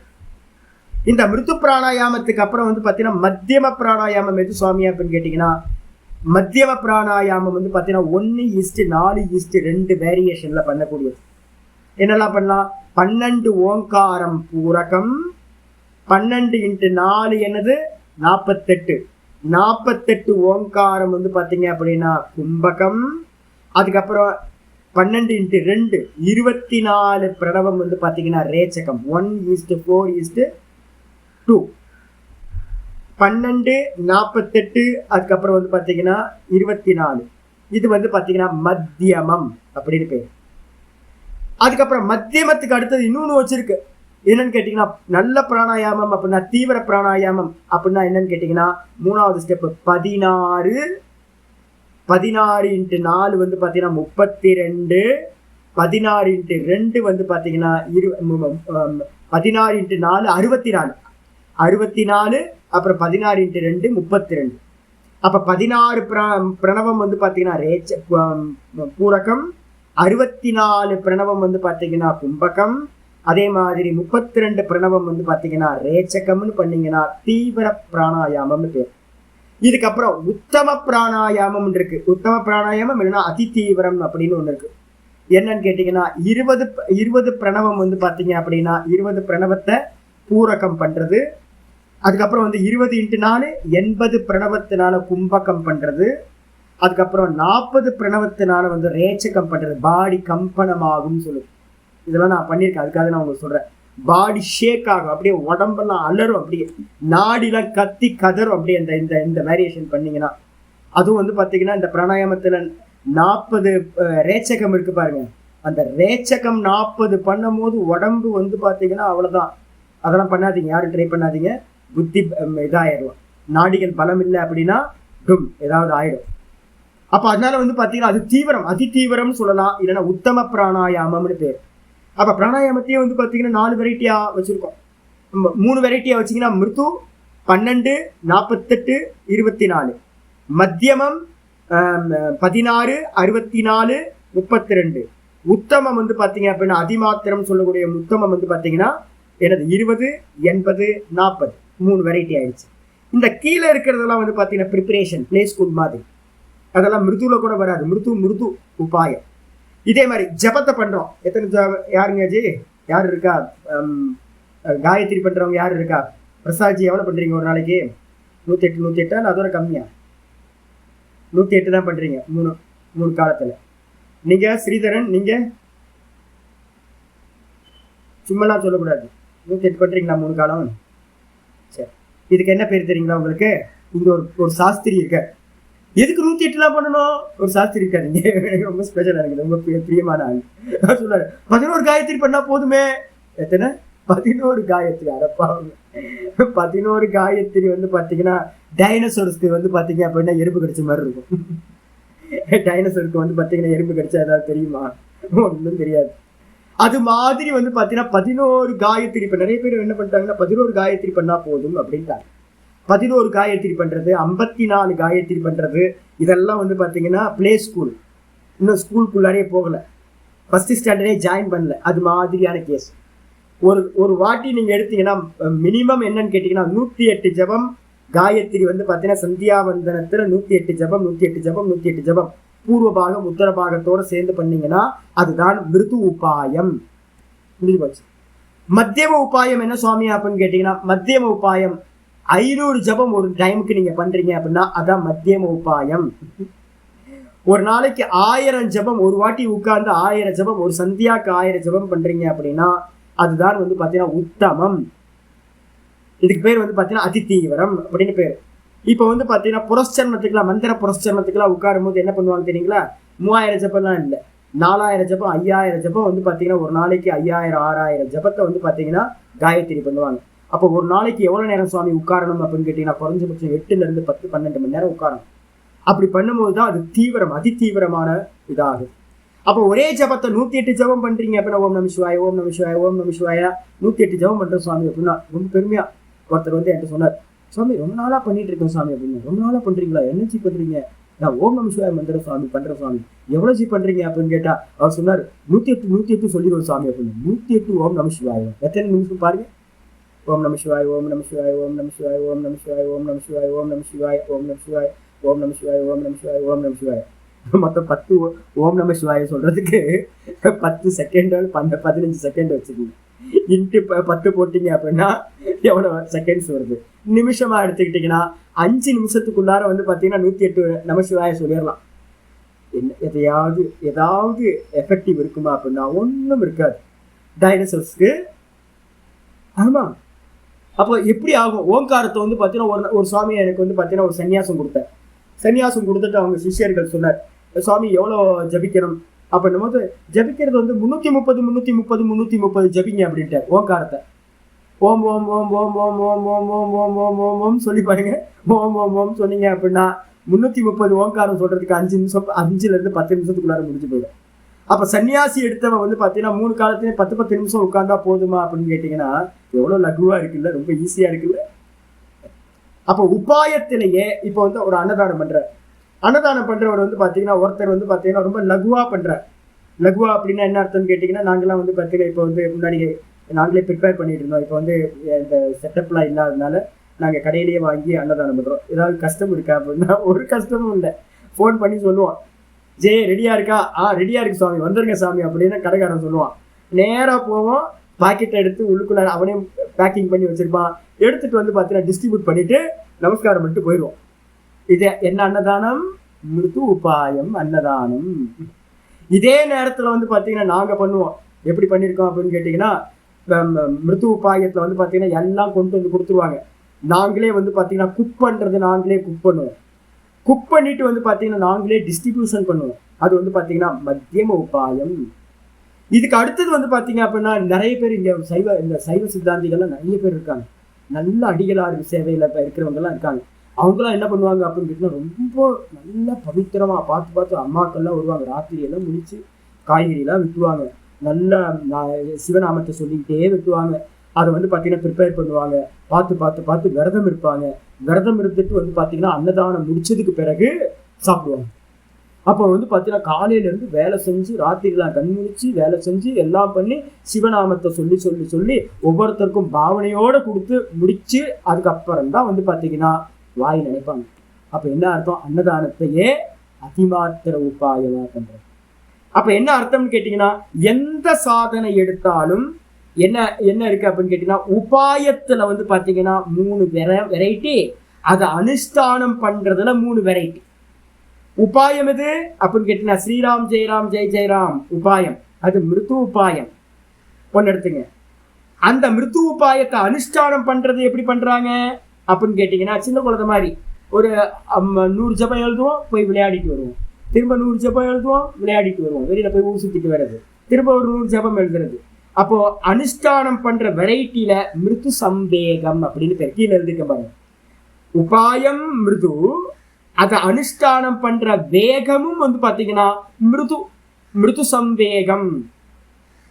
அதுக்கப்புறம் மத்தியம சம்வேகம் என்னது? உட்கார்ந்தா ஒரு 1000 ஜபம் எழுதிட்டு தான் நான் வெளியில போவேன் அப்படின்னு ஒரு 1000 ஜபத்தை வந்து பாத்தீங்கன்னா நீங்க பண்ணீங்க, எழுதிட்டு போனீங்கன்னா, அதுக்கப்புறம் திரும்ப வந்து ஒரு 1000 ஜபம் எழுதுவோம் போறேன் அப்படி எழுதிட்டு இருந்தீங்கன்னா அது மத்தியம சம்வேகம். அதே வந்து பாத்தீங்கன்னா நான் வச்சிருக்க ஒரு நாளைக்கு வந்து பாத்தீங்கன்னா உட்கார்ந்தேன் அப்படின்னா 10,000 ஜபம் இல்லைன்னா 20,000 ஜபம் எழுதிட்டு தான் நான் வந்து வேற வேலைக்கு போவேன், அது வரைக்கும் நான் வெளியில போக மாட்டேன் அப்படின்னு கண்டினியூஸா ஒரு 10,000 ஜபத்தை ஸ்ரீராம் ஜெயராம் ஜெய் ஜெயராம், ஸ்ரீராம் ஜெயராம் ஜெய் ஜெயராம்னு நீங்க 10,000 முறை முடிச்சுட்டு நீங்க போறீங்க அப்படின்னா உபாயம் மிருது, ஆனா அதை அனுஷ்டானம் பண்ற வேகம் தீவிர சம்பேகம் ஆயிடுச்சா? அப்ப மிருதுல உபாயம் மிருதுல அதை அனுஷ்டானம் பண்ற வேகத்தை வந்து பாத்தீங்கன்னா மிருது சம்பேகம், மத்தியம சம்பேகம், தீவிர சம்பேகம் 3. இந்த சம்பேகம்ன்ற வார்த்தைக்கு அர்த்தம் வந்து பாத்தீங்கன்னா என்ன அர்த்தம்னு கேட்டீங்கன்னா வைராக்கியம் அப்படின்னு அர்த்தம் எடுக்கணும். 1/2 மணி நேரத்துக்கு மேல உங்களால உட்கார முடியல, வெளியில போயிட்டு வந்து எழுதுறீங்க, 100 ஜபத்துக்கு மேல உங்களால உட்கார முடியல, ஏன்? வைராக்கியம் இல்ல. அப்ப 100 ஜபத்துக்கு மேல நீங்க 1000 ஜபம் பண்றதுக்கு என்ன வேணும்? 100 ஜபத்தை காட்டிலும் அதிகமான வைராக்கியம் வேணும். அதை காட்டிலும் வந்து பாத்தீங்கன்னா 10,000 ஜபம் கண்டினியூஸா உட்கார்ந்து எழுதணும் அப்படின்னா ரொம்ப ரொம்ப வைராக்கியம் வேணும். அதுக்குள்ளார எந்த டிஸ்ட்ராக்ஷனுக்கும் அடிப்பணியாம நாம என்ன பண்ணணும்? உட்கார்ந்து எழுதணும். அப்ப என்னன்னு கேட்டீங்கன்னா வைராக்கியம் வந்து பாத்தீங்கன்னா அதிகமாக அந்த காரியத்தை பண்ற வேகம் சம்பேகம்னு பேரு. அது வந்து பாத்தீங்கன்னா மிருதுவா இருக்கு, மத்தியமமா இருக்கு, தீவிரமா இருக்கு. அப்ப சம்பேகம்ன்றதுக்கு அர்த்தம் வைராக்கியம் அப்படின்னு அர்த்தம் இருக்கு. இது மிருது உபாயத்துக்கு. அதுக்கப்புறம் மத்தியம உபாயம் என்னது அப்படின்னு கேட்டீங்கன்னா ஜபம் பண்ணுவோம் சாமி அப்படின்ட்டு கண்ணை மூடி உட்கார்ந்துக்கிட்டு வந்து பாத்தீங்கன்னா ஜபம் பண்ணிக்கிட்டே இருக்கிறது. ஜபத்திலையும் வந்து பாத்தீங்கன்னா என்ன உபாயம் அப்படின்னு கேட்டீங்கன்னா 108 ஜபம் பண்ணினீங்கன்னா மிருது சம்பேகம். உபாயம் என்னது? ஜபம் வந்து பாத்தீங்கன்னா காயத்ரி ஜபமோ இல்ல பிரணவ ஜபமோ அது வந்து பாத்தீங்கன்னா மத்தியம உபாயம், கண்ணை மூடிக்கிட்டு பண்றது. ஜபமாலையை உருட்டி கண்ணை மூடிக்கிட்டு, கண்ணை திறக்க கூடாது அப்படின்னு. ஆனா அதை பண்ற வேகம் என்னது? மிருது சம்பேகம். மிருது சம்பேகம்னு என்ன அர்த்தம்? 10 நிமிஷம் டெய்லி பண்றேன் சுவாமி. ஒரு அம்மா இந்த ஃபோன் பண்ணாங்க, சுவாமி 6 மாசமா நான் பிரணவம் பண்ணிக்கிட்டே இருக்கேன் சுவாமி, ஒண்ணுமே நடக்கல சுவாமி, ஒன்றும் டிஃப்ரென்ஸே தெரியல. எவ்வளோ நேரம் பண்ணுறீங்க? 10 நிமிஷம் பண்ணுவேன் சாமி. ஐயோ ஐயோ 10 நிமிஷம் பண்ணிட்டு 6 மாதம் பண்ணிட்டு பலன் எதிர்பார்த்தா எப்படிங்க சாமி முடியும்? அப்போ என்ன அர்த்தம்னா மிருத்து சம்பை. ஜபம் ஜபம் சூப்பர், ஓங்கார ஜபம் நல்ல சாதனம் தான். ஆனால் வந்து பார்த்தீங்க அப்படின்னா உபாயம் வந்து பார்த்தீங்கன்னா மிருத்து சம்பேகம். அதையே சில பேர் என்ன பண்ணுறாங்க, நல்லா வந்து பார்த்தீங்கன்னா இப்போ நாங்களாம் மத்தியமத்தில் வச்சுருக்கோம். மத்தியம் என்ன சுவாமி அப்படின்னு கேட்டீங்கன்னா, நித்தியம் வந்து பார்த்தீங்கன்னா சிரவணம் பண்ணுறவங்க 12,000 ஜபம் பண்ணணும். 12,000 ஜபம் பண்ணி பாருங்க. யாராவது லீவு நாளில் வந்து பார்த்தீங்கன்னா 12,000 ஜபம் ஒரு மாலையை வச்சுக்கிட்டு 100 12,000 ஜபம் பண்ணி பாருங்க, எவ்வளோ நேரம் ஆகுதுன்னு பாருங்க. அதுதான் மத்தியம சம்பேகம். உபாயம் மத்தியம உபாயம் ஓங்காரம். கூட வந்து அதை அனுஷ்டானம் பண்ணுறது 12,000 ஜபம். இதே தீவிரம் என்னது அப்படின்னு கேட்டீங்கன்னா, தீவிரம் வந்து பார்த்தீங்கன்னா நாங்களாம் அச்சீவ் பண்ணி பார்த்துருக்கோம். இப்போதான் வந்து பார்த்தீங்கன்னா ஒரு 3 வருஷத்துக்கு முன்னாடி ஒரு புரஸ்சரணம் ஒன்று பண்ணோம். 3-4 வருஷத்துக்கு முன்னாடி ஒரு 4-5 பேர் சேர்ந்து மந்திர புரஸ்சரணன்றது வந்து பார்த்தீங்கன்னா பிரணவத்துக்கு வந்து பார்த்தீங்கன்னா 11 கோடியே 11 லட்சத்து 11,000 ஜபம், 11,100 ஜபம், எல்லாம் 11 போடுங்க. 11 கோடியே 11 லட்சத்து 11,110 ஜபத்தை வந்து பண்ணோம். ஒரு நாளைக்கு எவ்வளோ சுவாமி பண்ணோம்? 1 இயரில் முடிச்சிருக்கோம். இதுலேருந்து சிவராத்திரிலேருந்து சிவராத்திரி வரைக்கும். சிவராத்திரிலேருந்து சிவராத்திரி வரைக்கும் முடிக்கணும்னா எவ்வளோ டைம் எடுக்கும் தெரியுங்களா? ஒரு நாளைக்கு 7 மணி நேரம் 8 மணி நேரம் 7 மணி நேரம் 8 மணி நேரம் நீங்கள் ஜபம் பண்ணணும். ஒரு நாளைக்கு வந்து பார்த்தீங்கன்னா மினிமம் 35,000 ஜபத்துலேருந்து 40,000 ஜபம் பண்ணாதான் நீங்கள் 1 இயருக்குள்ளார என்ன பண்ண முடியும்? அந்த கவுண்டிங்கை முடிக்க முடியும். அப்போ வேற வேலை ஏதாவது பண்ண முடியுமானா வேற எந்த வேலையும் பண்ண முடியாது. உட்காந்து காலையிலேருந்து உட்காந்து பண்ணுறது. நான்லாம் ஒரு டைம் உட்காந்து அப்படின்னா அந்த புரஸ்சரணம் பண்ணும்போது ஒரு டைம் உட்காந்து அப்படின்னா என்னோட மினிமம் வந்து பார்த்தீங்கன்னா 18,000 ஜபம் பண்ணாதான் எதிர்ப்பேன். ஆனால் நான் என்ன பண்ணுவேன், காலையிலேயே வந்து பார்த்தீங்கன்னா 18,000லேருந்து 24,000 ஜபத்தை முடிச்சுடுவேன். எப்போவுமே காலையில 24,000 ஜபத்தை முடிச்சிடுறேன். ஒரு 8 மணிக்குள்ளாரலாம் 8 மணிக்குள்ளார 24,000 ஜபம் முடிச்சிட்டோம் அப்படின்னா ரொம்ப ஃப்ரீ ஆகிடும். திரும்ப வந்து உட்கார்ந்தோம் அப்படின்னா வந்து பார்த்தீங்கன்னா அதுக்கு மேலே வந்து 12,000 ஜபம் பண்ணி முடிச்சா ஈஸியாக முடிச்சிருவோம். நான் இப்போ என்னோட சிஷ்யர்கள்லாம் இருக்காங்க, நித்தியம் 12,000 ஜபத்தை பண்ணிட்டு புரஸ்சரணத்துக்கு தனியாக பண்ணுவாங்க. என்னோட சிஷ்யர்கள் ரொம்ப மோசமான ஆட்கள், ரொம்ப புத்திவாதம். அது மாதிரி அதில் வந்து பார்த்தீங்கன்னா இப்போ சில பேர்லாம் இருக்காங்க, என்ன பண்ணுவாங்கன்னு கேட்டிங்கன்னா புரஸ்சரணம் பண்ணிட்டு கிரிவலமும் பண்ணுவாங்க. அப்படி யோசிச்சு பாருங்க, 12,000 ஜபம் 12,000 ஜபம் மத்தியம், 30,000-40,000 ஜபம் 30,000-40,000 ஜபம் பண்ணிட்டு கிரிவலத்தில் வந்து சில சமயம் என்ன ஆயிருன்னா ஏகாதசி விரதமும் கூட வந்துடும். யோசிச்சு பாருங்க, ஏகாதசி விரதம் கூட வந்து பார்த்தீங்கன்னா 30,000-40,000 ஜபம் கூட வந்து பார்த்தீங்கன்னா கிரி பிரதட்சிணமும் பண்ணிட்டு வந்தா உடம்பு என்ன ஆகும்? இதுக்கு வந்து பார்த்தீங்கன்னா அதிமாத்திர உபாயம் ஆயிடுது. ஓங்கார உபாயம், ஓங்காரத்துக்குள்ளேயே வந்து தீவிர சந்தேகம் ஆயிடுது உங்களுக்கு. அப்போ என்னோட சிஷ்யர்கள் ஒவ்வொருத்தருக்கும் நான் வந்து பார்த்தீங்கன்னா இதை அச்சீவ் பண்ணணும்னு பார்க்கல. என்னோட வேகம் வந்து பார்த்தீங்கன்னா ஓங்காரத்தில் ஒரு நாளைக்கு என்னோட வேகம் நான் ஒரு நாள் பண்ணி பார்த்துருக்கேன். இந்த மாதிரி ரிலாக்ஸாக பண்ணி பார்த்துருக்கேன். என்னோட வேகம் வந்து பார்த்தீங்கன்னா ஒரு 70,000 ஜபம் வந்து பார்த்தீங்கன்னா என்னோட வேகம். எனக்கு வந்து பார்த்தீங்கன்னா சாமானியமாக ஒரு 50,000-55,000 ஜபம் வந்து பார்த்தீங்கன்னா சாதாரணமாக நான் ரெகுலராக 55,000 ஜபம் பண்ணிட்டு இருந்தேன். 55,000 இப்போ உங்களுக்கு ஏன் சொல்கிறேன்னா பெருமைக்காக சாமி வந்து பார்த்தீங்கன்னா பெருமை தானே பீத்திக்கிறார், அதுக்காக இல்லை. நீங்கள் ஒருத்தர் பெரிய விஷயத்த சொல்கிறோம் அப்படின்னா நமக்கு என்ன இருக்கணும்னா எப்படி இருக்கும்னு ட்ரை பண்ணி பார்க்குறது.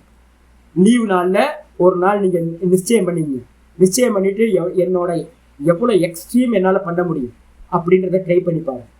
காயத்ரி பண்ணுறவங்களா இருந்தீங்க அப்படின்னா என்னால் ஒரு டைமில் சந்தியாவில் உட்கார்ந்தேன் அப்படின்னா எவ்வளோ காயத்ரி என்னால் மேக்சிமம் பண்ண முடியும்னு உங்களோட லிமிட்டேஷன் தெரியணும். அதனால வந்து பார்த்தீங்கன்னா உபாயத்தில் தீவிரம் எவ்வளோ தீவிரம் போகிறதுன்றது.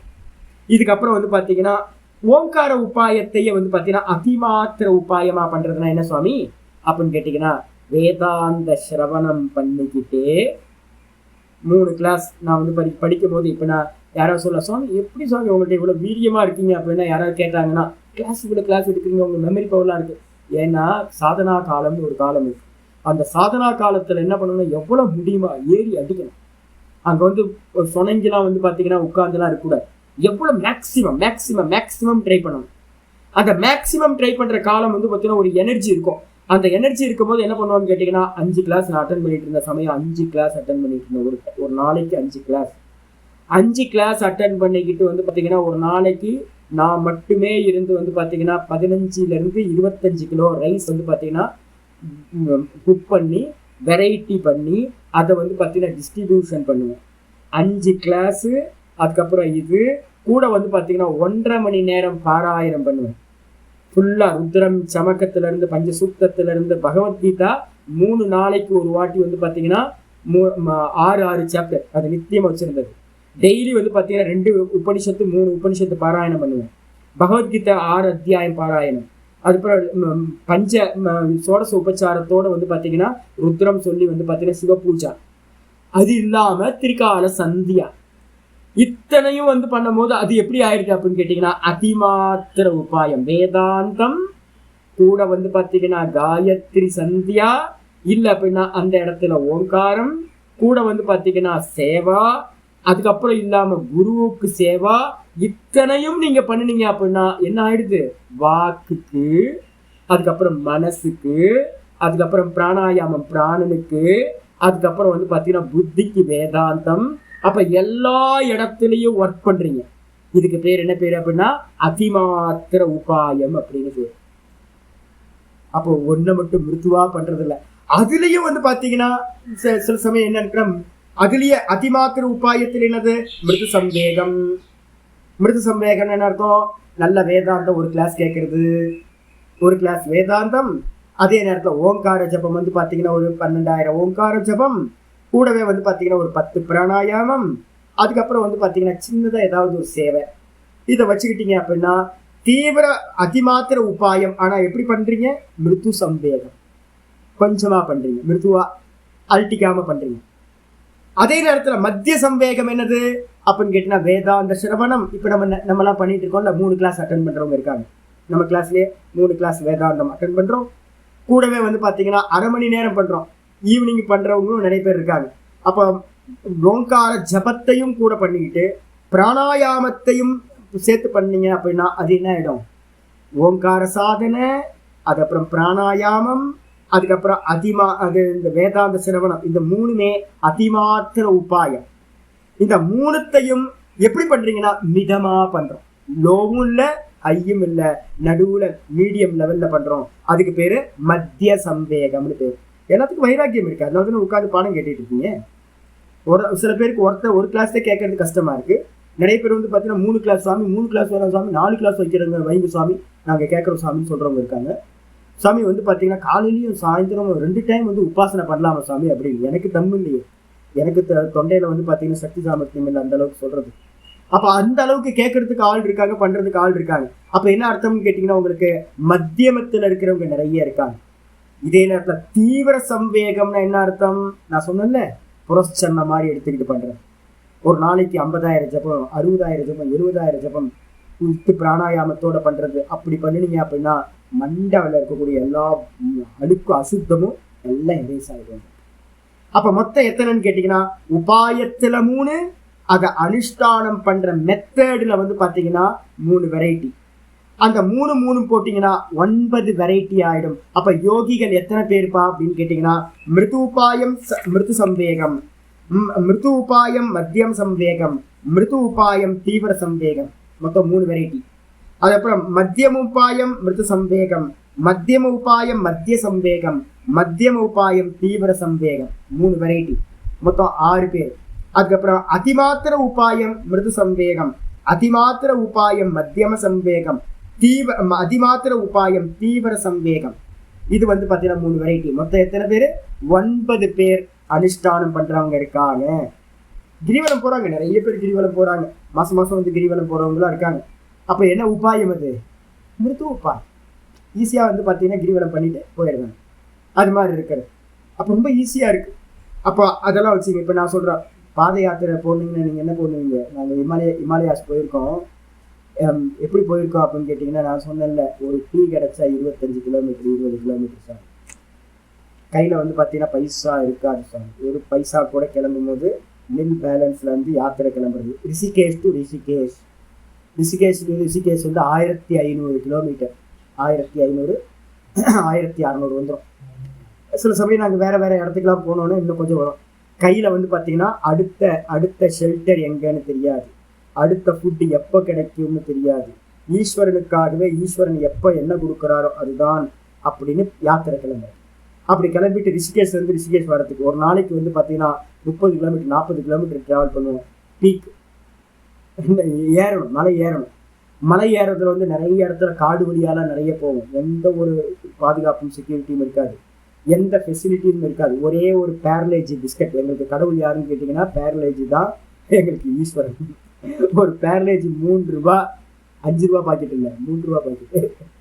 காலையில் எங்கேயாவது யாராவது சுவாமி டீ சாப்பிட்றீங்களான்னு கேட்டா அவன் தான் ஈஸ்வரன். எங்களுக்கு டீ ஆஃபர் பண்ணுறவங்கலாம் எங்களுக்கு ஈஸ்வரன்.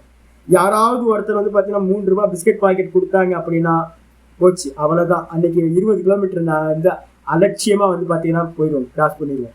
ஒரு நாளைக்கு வந்து பார்த்தீங்கன்னா ஒரு வேளை ஃபுட்டு கிடைச்சா பெரிய விஷயம். அது மாதிரி யாத்திரை பண்ணியிருக்கோம். 30 கிலோமீட்டர் 40 கிலோமீட்டர் யாத்திரை வந்து எவ்வளோ தூரம் பண்ணுவாங்க அப்படின்னா கிரிவலம் பண்ணுறவங்களாம் பார்த்துருக்கேன். கிரிவலம் வந்து பார்த்தீங்கன்னா ஒரு 5 கிலோமீட்டர் 10 கிலோமீட்டர் போகணும், பஞ்சர் ஆகிடும் எல்லாத்துக்கும். ஐயோ வலிக்குது சாமி, இங்கே வலிக்குது அங்கே வலிக்குது அப்படின்னு. கோயில் பக்கத்தில் வந்துட்டு என்ன பண்ணுவாங்க அப்படின்னு கேட்டால் ஆட்டோ பிடிச்சி வந்துடுவாங்க. சிமிச்சேச்சு என்ன பண்ணீங்க லாஸ்ட்டு, ஆட்டோ பிடிச்சி வந்துட்டீங்களா? நிறைய பேர் வந்து பார்த்தீங்கன்னா பாதி தூரம் போயிட்டு கல்லு குத்து சாமி கோயில் பக்கத்தில் ஒரு தபசியா இடம் ஒன்று இருக்கு. கீழே சின்ன கல்லாக போட்டு வச்சிருப்பான். அந்த கல்லில் மிதிச்சு நடந்தா மொத்தம் போச்சு, எனர்ஜியே போயிடும். அப்போ வந்து பார்த்தீங்கன்னா 14 கிலோமீட்டர் நம்ம நடக்கிறதுக்கு வந்து பார்த்தீங்கன்னா நின்று உட்கார்ந்து இது மாதிரிலாம் பண்ணுறோம். ஹிமாலயாஸில் என்னோட வேகம் என்ன தெரியுங்களா உங்களுக்கு? 72 கிலோமீட்டர் ஒரு நாளைக்கு நடந்திருக்கேன். 72 கிலோமீட்டர் பெர் டே வாக்கிங் பண்ணியிருக்கோம். எங்கே ஸ்ட்ரெச் பண்ணுறது. யமுனோத்திரி யாராவது போனீங்கன்னா தெரியும். யமுனோத்திரி வந்து கடைசி 14 கிலோமீட்டர்ஸ் மேலே வந்து ஸ்ட்ரெச் பண்ணணும். ரொம்ப பீக்கு யமுனோத்திரி. கங்கோத்திரி கேதார்நாத்தை காட்டிலும் யமுனோத்திரி வந்து பார்த்தீங்கன்னா ரொம்ப கஷ்டமானது. அந்த அன்னைக்கு மட்டும் நான் பண்ணியிருக்கிறது வந்து பார்த்தீங்கன்னா காலையில் ஒரு டீயோட 56 கிலோமீட்டர் பண்ணியிருக்கோம். 14 கிலோமீட்டரோட சேர்ந்து அது இல்லாமல் மொத்தமாக 56 கிலோமீட்டர் வந்து பார்த்தீங்கன்னா வெறும் டீயோட. எத்தனை மணிக்கு? காலையில் 6 மணிக்கு கிளம்பி மத்தியானம் 2 மணிக்கு போய் சேர்ந்தாச்சு. அப்போ எவ்வளோ வேகம் இருக்கும். ஸ்ட்ரெச் பண்ணுறதுல வந்து பார்த்தீங்கன்னா என்னோடய வேகம் வந்து பார்த்தீங்கன்னா பெர் ஹவருக்கு வந்து பார்த்தீங்கன்னா 6 கிலோமீட்டர் பெர் ஹவர். எங்கே மலையேற்றத்தில் யோசிச்சு பாருங்க, எதுவும் சாப்பிடாம.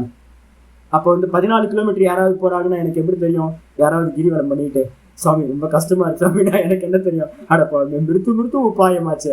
மிருத்து உபாயத்தில் வந்து பார்த்தீங்கன்னா இப்படி போகிறாங்க. இதில் பத்ரிநாத் யாத்திரையில் வந்து பார்த்தீங்கன்னா ஒரு நாளைக்கு 72 கிலோமீட்டர், 72 கிலோமீட்டர். அதெல்லாம் வந்து பார்த்தீங்கன்னா ரொம்ப மோசமான ஒரு டபாங்க லபா ஒரு பீக் ஒன்று இருக்கு ஜோசிமெட்டுக்கு முன்னாடி. ஏதோ ஒரு டாப்பு லால ஏதோ லம்பாவா ஏதோ ஒரு பிளேஸ் இருக்கு.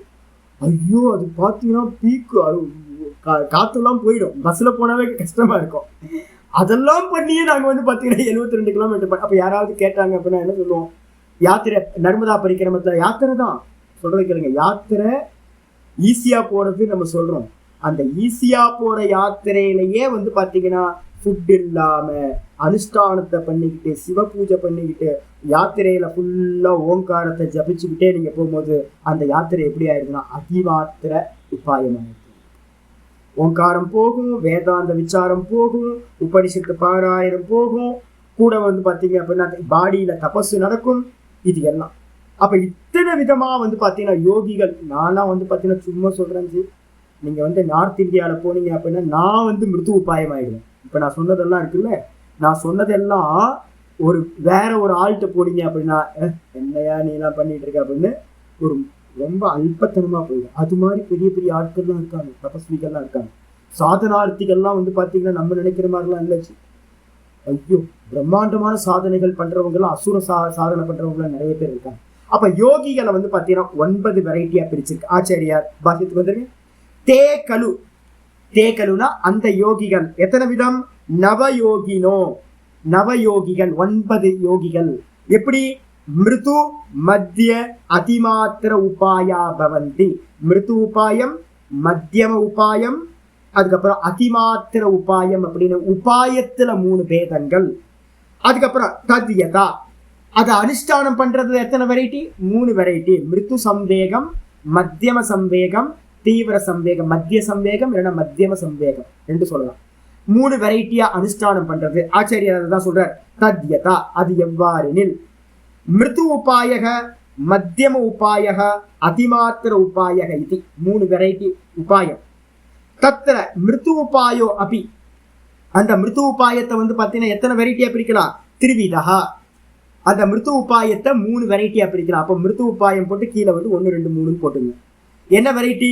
மிருத்து சம்வேகா, மத்தியம சம்வேகா, தீவிர சம்வேகா இது 3 வெரைட்டி பண்றதை வச்சுக்கிட்டு யார் யாருக்கு எவ்வளவு வைராக்கியம் இருக்கோ, எவ்வளவு தீவிரத்தன்மை இருக்கோ. தீவிரத்தன்மைக்கு பின்னாடி என்ன இருக்கணும்? வைராக்கியம். எப்படியாவது பிடிவாதம் என்ன ஆனாலும் பரவாயில்ல பார்த்துருவோம். இன்னைக்கு காலையில் ஒரு அம்மா கேட்டாங்க, சாமி 1/2 மணி நேரத்தில் வந்து பார்த்தீங்கன்னா கால் வலிக்குது, முழங்கால் வலிக்குது. ஆமா வலிக்கதான் செய்யும். யுத்தம்னு வந்துட்டா சட்டை கிளியாத யுத்தம் ஏதாவது இருக்கா? கை கால் போகாத யுத்தம் ஏதாவது இருக்கா? காயப்படதான் செய்யும். யுத்தத்துக்கு வந்துட்டா வந்து பார்த்தீங்கன்னா சொகுசா போய் அடையலாம் சாமி, சொகுசாலாம் அடையலாம் முடியாது. எதையுமே எல்லாத்துக்கும் பெயின் இருக்கு, எல்லாத்துக்கும் பெயின் இருக்கு. எதை அடையிறதா இருந்தாலும் பெயின் இருக்கு.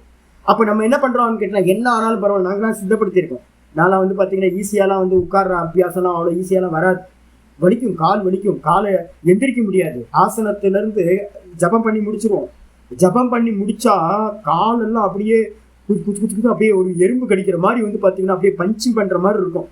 காலை நீட்னா அவ்வளவுதான், காலே இல்லாம போன மாதிரி ஒரு ஃபீலிங். ஐயோ போச்சு, காலே போச்சு நம்மளுது, அப்படிதான் இருக்கும். ஏன்னா பிளட் சர்க்குலேஷனே உள்ள போகாது. நம்ம என்ன பண்ணுவோம்? பயந்துருவோம், ஐயோ போச்சு. நம்ம அப்போ என்ன பண்ணுவோம்? லைட்டா பெயின் எடுக்கும் போதே எந்திரிச்சிருவோம், ஜபத்தை போதும் அப்படின்னு. இதே மாதிரி நீங்க பண்ணிக்கிட்டே இருந்தீங்கன்னு வச்சுங்க, என்னது அதுக்கு பேரு மிருத்து உபாயம். நீங்க அதுக்கு மேல போகவே முடியாது. வைராக்கியம் வேணும். என்ன ஆனாலும் பரவாயில்ல சாமி, நான் உட்கார்ந்து வந்து ஒரு பாத்துறது என்ன வலினா என்ன, எக்ஸ்ட்ரீம் என்ன, கால் முழங்கால் வலி எது வரைக்கும் வலிக்கும், அதுக்கு எண்டு இருக்கா என்ன அப்படின்னு பார்த்துருவோம் அப்படின்னு உட்காரணும். இங்க ஒரு சுவாமி இருந்தார், நாராயண சுவாமி அப்படின்னு, மலைக்கு மேல, திருவண்ணாமலையில மலைக்கு மேல இருந்தார்.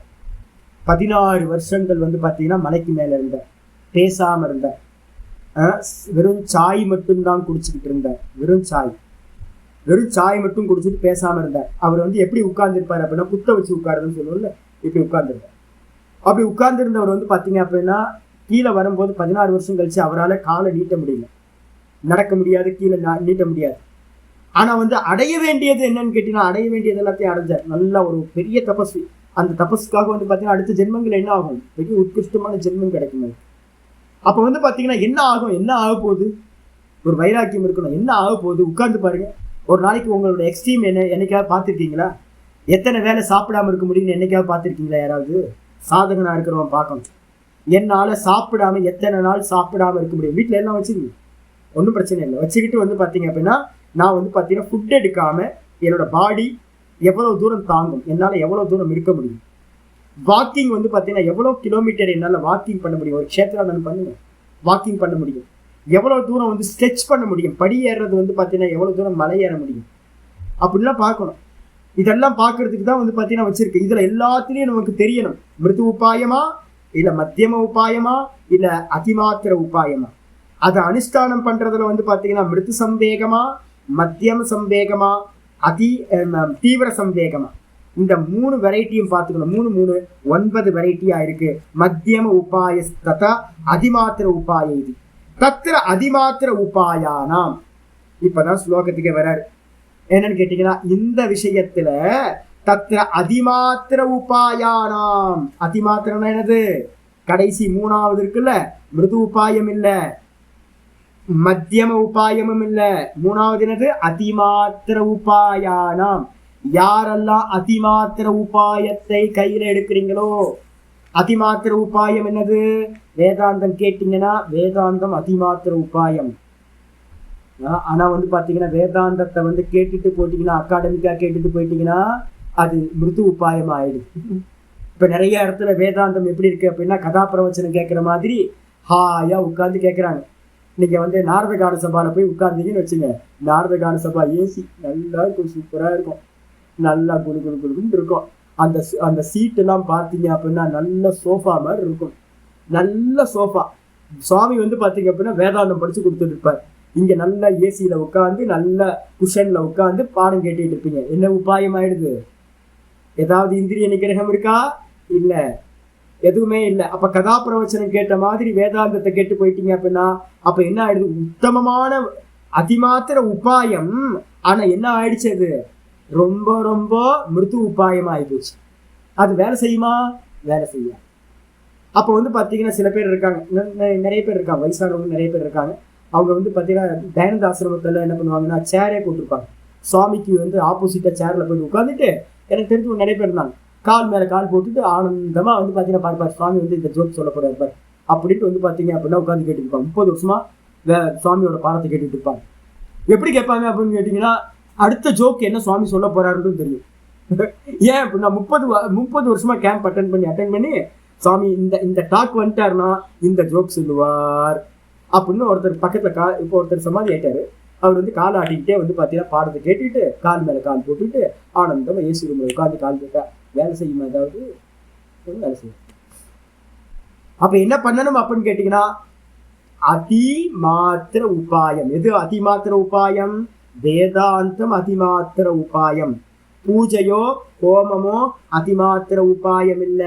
இந்த அதிமாத்திர உபாயம் ஏன் அப்படின்னா வேதாந்தம் தான் என்ன பண்ண போகுது, வேதாந்த சிரவணத்தினாலதான் உங்களுக்கு என்ன போகுது, இந்த சம்சாரம் நாசம் ஆகும், அஜ்ஞானம் நாசம் ஆகும்.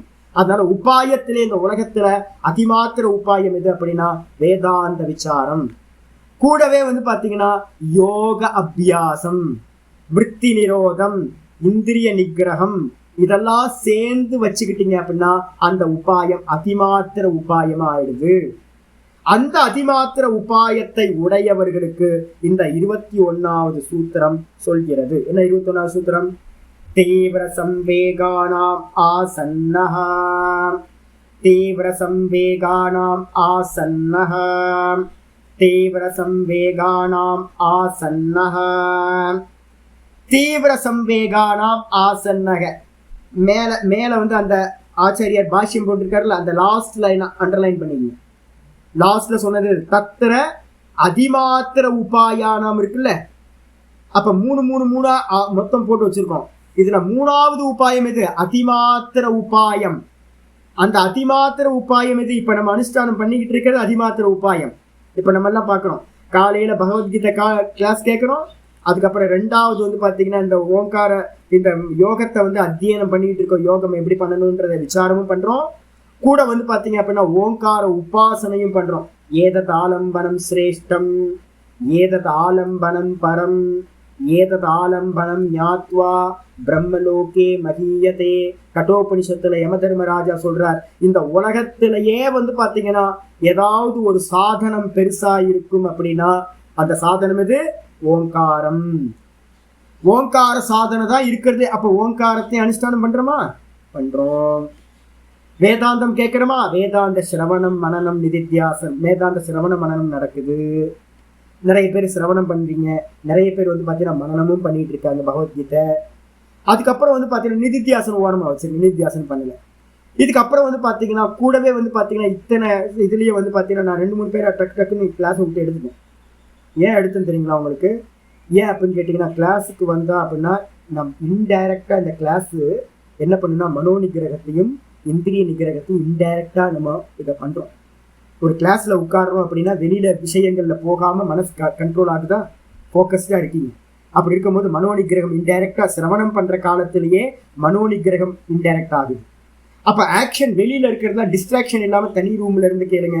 வேற விவகாரங்கள்லாம் வச்சுக்காதீங்கன்னு ஏன் சொல்றோம்? வெளியில விவகாரங்கள் இல்லாம இருந்தா என்ன ஆயிடும் உங்களுக்கு வந்து பாத்தீங்க அப்படின்னா இந்திரிய நிகிரகமும் தொடர்ந்து நடக்கும். அப்ப இருக்கிறதுலயே பெரிய உபாயம் எது அப்படின்னு கேட்டீங்கன்னா தபஸ்லயே பெரிய தபஸ் சுவாத்தியாயோ பரமோ தபஹா சொல்லியிருக்கு. இந்த சுவாத்தியாயம் சொல்லக்கூடிய வேதாந்த சிரவணமும் இந்த மாதிரி சாஸ்திர சிரவணமும் வந்து பாத்தீங்கன்னா பெரிய தபஸ். இந்திரிய நிகிரகம் மனோ நிகிரகம் சைமல்டேனியஸா நமக்கு தெரியாமையே நடந்துகிட்டு இருக்கு. அப்ப இதெல்லாம் பண்றோம். ஆனா வந்து பாத்தீங்கன்னா ரொம்ப பெயின்ஃபுல்லா இருக்கானா? இன்னும் இல்லை. ஏன்னு கேட்டீங்கன்னா நம்ம பண்றதெல்லாம் அதிமாத்திர உபாயம். மேல இருக்கிறது கரெக்ட், அதிமாத்திர உபாயம் பண்ணிக்கிட்டு இருக்கோம். ஆனா சம்வேகத்துல என்ன சம்வேகம் இருக்கு? 1/2 மணி நேரம் ஓங்கார ஜபம் சுவாமி மிருதுவாயிடுச்சா? அதிமாத்திர உபாயம். ஆனா அதிமாத்திர உபாயத்துல நம்ம பிரயோகம் பண்ற ஓங்கார ஜபம் எவ்வளோ? 1/2 மணி நேரம் ஓங்கார ஜபம். அப்ப மிருது சம்வேகம் ஆயிடுச்சு. 2 கிளாஸ் கேட்கிறோம். நீங்க எப்போ வந்து பாத்தீங்கன்னா வேதாந்தத்தை 4 கிளாஸ் கேட்க ஆரம்பிக்கிறீங்களோ, 3 கிளாஸ் கேட்க ஆரம்பிக்கிறீங்களோ, அப்போ வந்து பாத்தீங்கன்னா அது வந்து பாத்தீங்கன்னா 2 கிளாஸ் கேட்டா மத்தியமம், 3 கிளாஸ் கேட்டா வந்து பாத்தீங்கன்னா தீவிரமா. 3 கிளாஸ் கேட்டீங்கன்னா உங்களுக்கு என்ன கேப்பே இல்லாம காலையில ஒரு 6ல இருந்து 8, அப்புறம் 11, 10:30ல இருந்து 11, அதுக்கப்புறம் வந்து பாத்தீங்கன்னா திரும்ப ஈவினிங் வந்து ஒரு 4 to 5 கேட்டீங்க அப்படின்னா உங்களுக்கு ஸ்பேஸே இருக்காது, வேற ஸ்பேஸே இருக்காது. வேதாந்தமே உள்ளுக்குள்ள சொர சொர சொரன்னு போயிட்டு இருக்கு. 3 கிளாஸ். காலையில ஒரு ஜபம் கிளாஸ். இப்ப மத்தியான கிளாஸ் முடிச்சோன்னு ஒரு ஜபம், ஒரு 1/2 மணி நேரம் 1 மணி நேரம். காலையில ஒரு நம்ம கிளாஸ்க்கு வரதுக்கு முன்னாடி 1 மணி நேரம் ஜபம் பண்ணிட்டு, திரும்ப வந்து பாத்தீங்கன்னா மத்தியான கிளாஸ் முடிஞ்சோன்னு ஒரு ஜபம் பண்ணிட்டு, திரும்ப ஈவினிங் போயிட்டு ஒரு ஜபம் 1 மணி நேரம் பண்ணீங்கன்னு வச்சுங்களேன். உபாயம் என்ன ஆயிடுது? மிருத்துல இருந்து பாத்தீங்கன்னா தீவிர சம்பேகம் ஆயிடுது. உபாயம் அதிமாத்திர உபாயம், வேதாந்தம் யோக சாஸ்திரம், கூடவே வந்து 3 கிளாஸ், கூடவே 3 வாட்டி ஜபம், கூடவே 10 பிராணாயாமம் பண்ணிக்கிறீங்கன்னு வச்சுங்க. காலையில ஒரு 10 பிராணாயாமம், சாயந்தரம் ஒரு 10 பிராணாயாமம். இதையும் பண்ணிட்டு வெளியில போனீங்க அப்படின்னா என்னன்னா, வெளியில இருக்கிற பட்சிகள் எதெல்லாம் இருக்கோ எல்லாத்துக்கும் கொஞ்சம் ஃபீடிங், விராட் உபாசனையும் பண்ணிக்கிறது. இதையும் பண்ணிக்கிட்டு இத்தனையும் பண்ணினீங்க அப்படின்னா தீவிரமான சந்தேகம். அப்ப உபாயம் அதிமாத்திர உபாயம், அந்த அதிமாத்திர உபாயத்துல தீவிரமான சந்தேகம். அப்ப எவ்வளவு அவாய்ட் பண்ண வேண்டியிருக்கும் பாருங்க. வெளியில ப்ரோக்ராமே வைக்க முடியாது. காலையில தனலட்சுமி அம்மா வந்து பாத்தீங்கன்னா அவங்க பையன் பேர குழந்தையோட விளையாண்டுட்டு இருந்தாங்க. நான் என்ன பண்ணேன் அப்படின்னு கேட்டு கோவம் வந்துருச்சு, நான் பாட்டுக்கு அலோவ் பண்ணிட்டேன். அப்போ வந்து பார்த்தீங்கன்னா தமம் நடக்குமா இல்லை. அப்போ ஒவ்வொருத்தர் இதே மாதிரி ஒரு அம்மா வந்தாங்க, சரளான்னு ஒரு அம்மா, நாகர்கோயிலேருந்து. ஒரு வாரம் பார்த்தேன், 10 நாள் பார்த்தேன். அவங்க அன்ஃபிட் அப்படின்னு நான் என்ன பண்ணிட்டேன், முடிச்சு போச்சு, தூக்கியாச்சு. கிளாஸ்க்கு வராதிங்கன்னு சொல்லி அவாய்ட் பண்ணியாச்சு. அப்போ என்ன ஆயிடுச்சு, ஒரு அனுக்கிரகம் கிடைக்க வேண்டிய இடத்துல சாப்பமாக போயிடுச்சு. அவங்களுக்கு நல்ல பகவத்கீதை கிடைக்க வேண்டியது என்ன ஆகி போச்சு, வீக்னஸ்னால, வைராக்கியம் இல்லாததுனால என்ன ஆகி போச்சு. அப்ப வந்து பாத்தீங்கன்னா எது வைராக்கியம் அப்படின்னா, வைராக்கியம் இருக்க இருக்க இருக்க உங்களுக்கு மிருது சம்வேகத்துல இருந்து மத்தியம சம்வேகம் வரும். மத்தியம சம்வேகத்திலேயும் வைராக்கியம் அதிகமாக அதிகமாக தீவிர சம்வேகம் வரும். யாருக்கு வந்து பாத்தீங்கன்னா உபாயம் அதிமாத்திர உபாயமா இருந்துகிட்டு அந்த அனுஷ்டானம் பண்ற வேகமும் தீவிர சம்வேகமாக இருக்கிறதோ அவர்களுக்கு வந்து பாத்தீங்கன்னா ஆசன்னஹா தீவிர சம்வேகானாம் ஆசன்னஹ பவதி அப்படின்னு போட்டுக்கணும். ஆசன்னகன்றதுக்கு அர்த்தம் வந்து பாத்தீங்கன்னா சமாதியானது, சமாதி லாபமானது அடையப்படுகின்றது. சமாதி எளிதில் சீக்கிரமா அடையப்படுகின்றது சொல்லியாச்சு. பாஷித்துக்கு வந்து சமாதி லாபக சமாதி பலம் ச பவதி இது. யாரு வந்து பாத்தீங்கன்னா அதிமாத்திர உபாயத்தை கையில வச்சுக்கிட்டு கூடவே வந்து பாத்தீங்க அப்படின்னா தீவிர சம்வேகத்தோட அனுஷ்டானம் பண்றாங்களோ அவர்களுக்கு வந்து பாத்தீங்க அப்படின்னா எளிதில் சீக்கிரமாகவே என்ன ஆகுதுன்னா ரொம்ப ஈஸியா வந்து பாத்தீங்கன்னா சமாதியோட லாபமும் சமாதியோட பலனும் உண்டாகின்றது அப்படின்னு பாஷைக்காரர் சொல்லியாச்சு. மீதியை நம்ம நாளைக்கு பார்க்கலாம். இப்ப நீங்க முடிவு பண்ணுங்க, பெயின் இல்லாம பண்றீங்களா பெயினோட பண்றீங்களா? ஒரு காரியம் பண்ணும் போது பெயின் இருக்கா பெயின் இல்லையா? பெயின் இல்லைன்னா என்ன பண்றது, அஜ்ஞானம்ன்ற டைனோசரஸுக்கு எறும்பு கடிச்ச மாதிரி கொசு கடிச்ச மாதிரி இருக்கும். அது வந்து பார்த்தீங்கன்னா அஜ்ஞானத்தை நாசம் பண்ணுமா? நாசம் பண்ணாது. மினி பூச்சி அமாவாசை இருக்க வந்து பார்த்தீங்கன்னா விளக்குமா? மினுக்கு மினுக்கு மினுக்கு மினுக்குன்னு வந்து பார்த்தீங்கன்னா லைட் எரியுது சாமி, அதை வச்சு எங்கேயும் போக முடியாது சாமி. அப்போ 1000 வாட்ஸ் பல்பு போட்ட மாதிரி போகணும், நம்ம போட்டாதான் பிரைட்டாக இருக்கும். அது மாதிரி நம்ம தீவிரப்படுத்தணும்.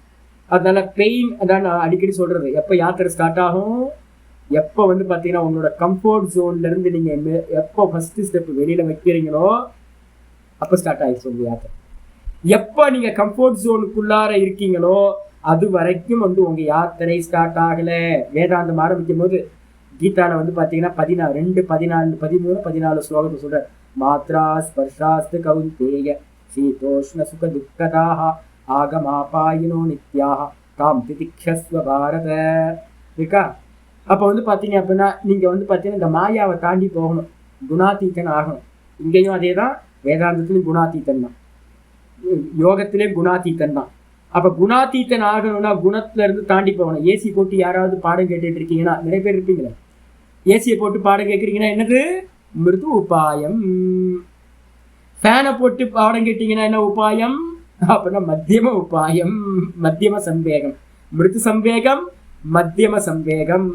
அதே நேரத்துல யாரு வந்து பாத்தீங்கன்னா இந்த ஃபேன் எல்லாம் ஆஃப் பண்ணிட்டு வேர்த்தாலும் பரவாயில்ல சாமி, ஸ்வெட்டிங் ஆனாலும் பரவாயில்ல சாமி, நான் தேகத்தை கடந்து போகணும் சாமி அப்படின்னு சகிச்சுக்கிட்டு பாடம் கேட்குறீங்களோ அவங்க தான் வந்து பார்த்தீங்கன்னா தீவிர சம்பேகம். இது மாதிரி ஒவ்வொன்றத்தையும் நடுவு மிதம், மத்தியமம், தீவிரம், 3த்தையும் எடுக்கணும். சாதனை கரெக்ட். இப்போ நம்ம பண்ணிட்டு இருக்க சாதனையெல்லாம் கரெக்ட். ஆனால் தீவிரத்துல தன்மை இருக்கு. அனுஷ்டானம் பண்றதுல கொஞ்சம் இன்னும் பிரேக் வந்து பார்த்தீங்கன்னா கியரை மாற்றணும். சரியா? பார்க்கலாம், நாளைக்கு பார்க்கலாம். ஓம் பூர்ணமத பூர்ணமிதம் பூர்ணமத பூர்ணமுதச்யதே பூர்ணஸ்ய பூர்ணமாதாய பூர்ணமேவாவசிஷ்யதே. ஓம் சாந்தி சாந்தி சாந்தி. ஹரி ஓம் ஸ்ரீ குருபியோ நமஹ. ஹரி ஓம். சம்பேகம்ன்றதுக்கு அர்த்தம் வைராக்கியம் எடுக்கணும். கொஞ்சோண்டு வைராக்கியம், மத்தியமமான வைராக்கியம், அதுக்கப்புறம் தீவிரமான வைராக்கியம்.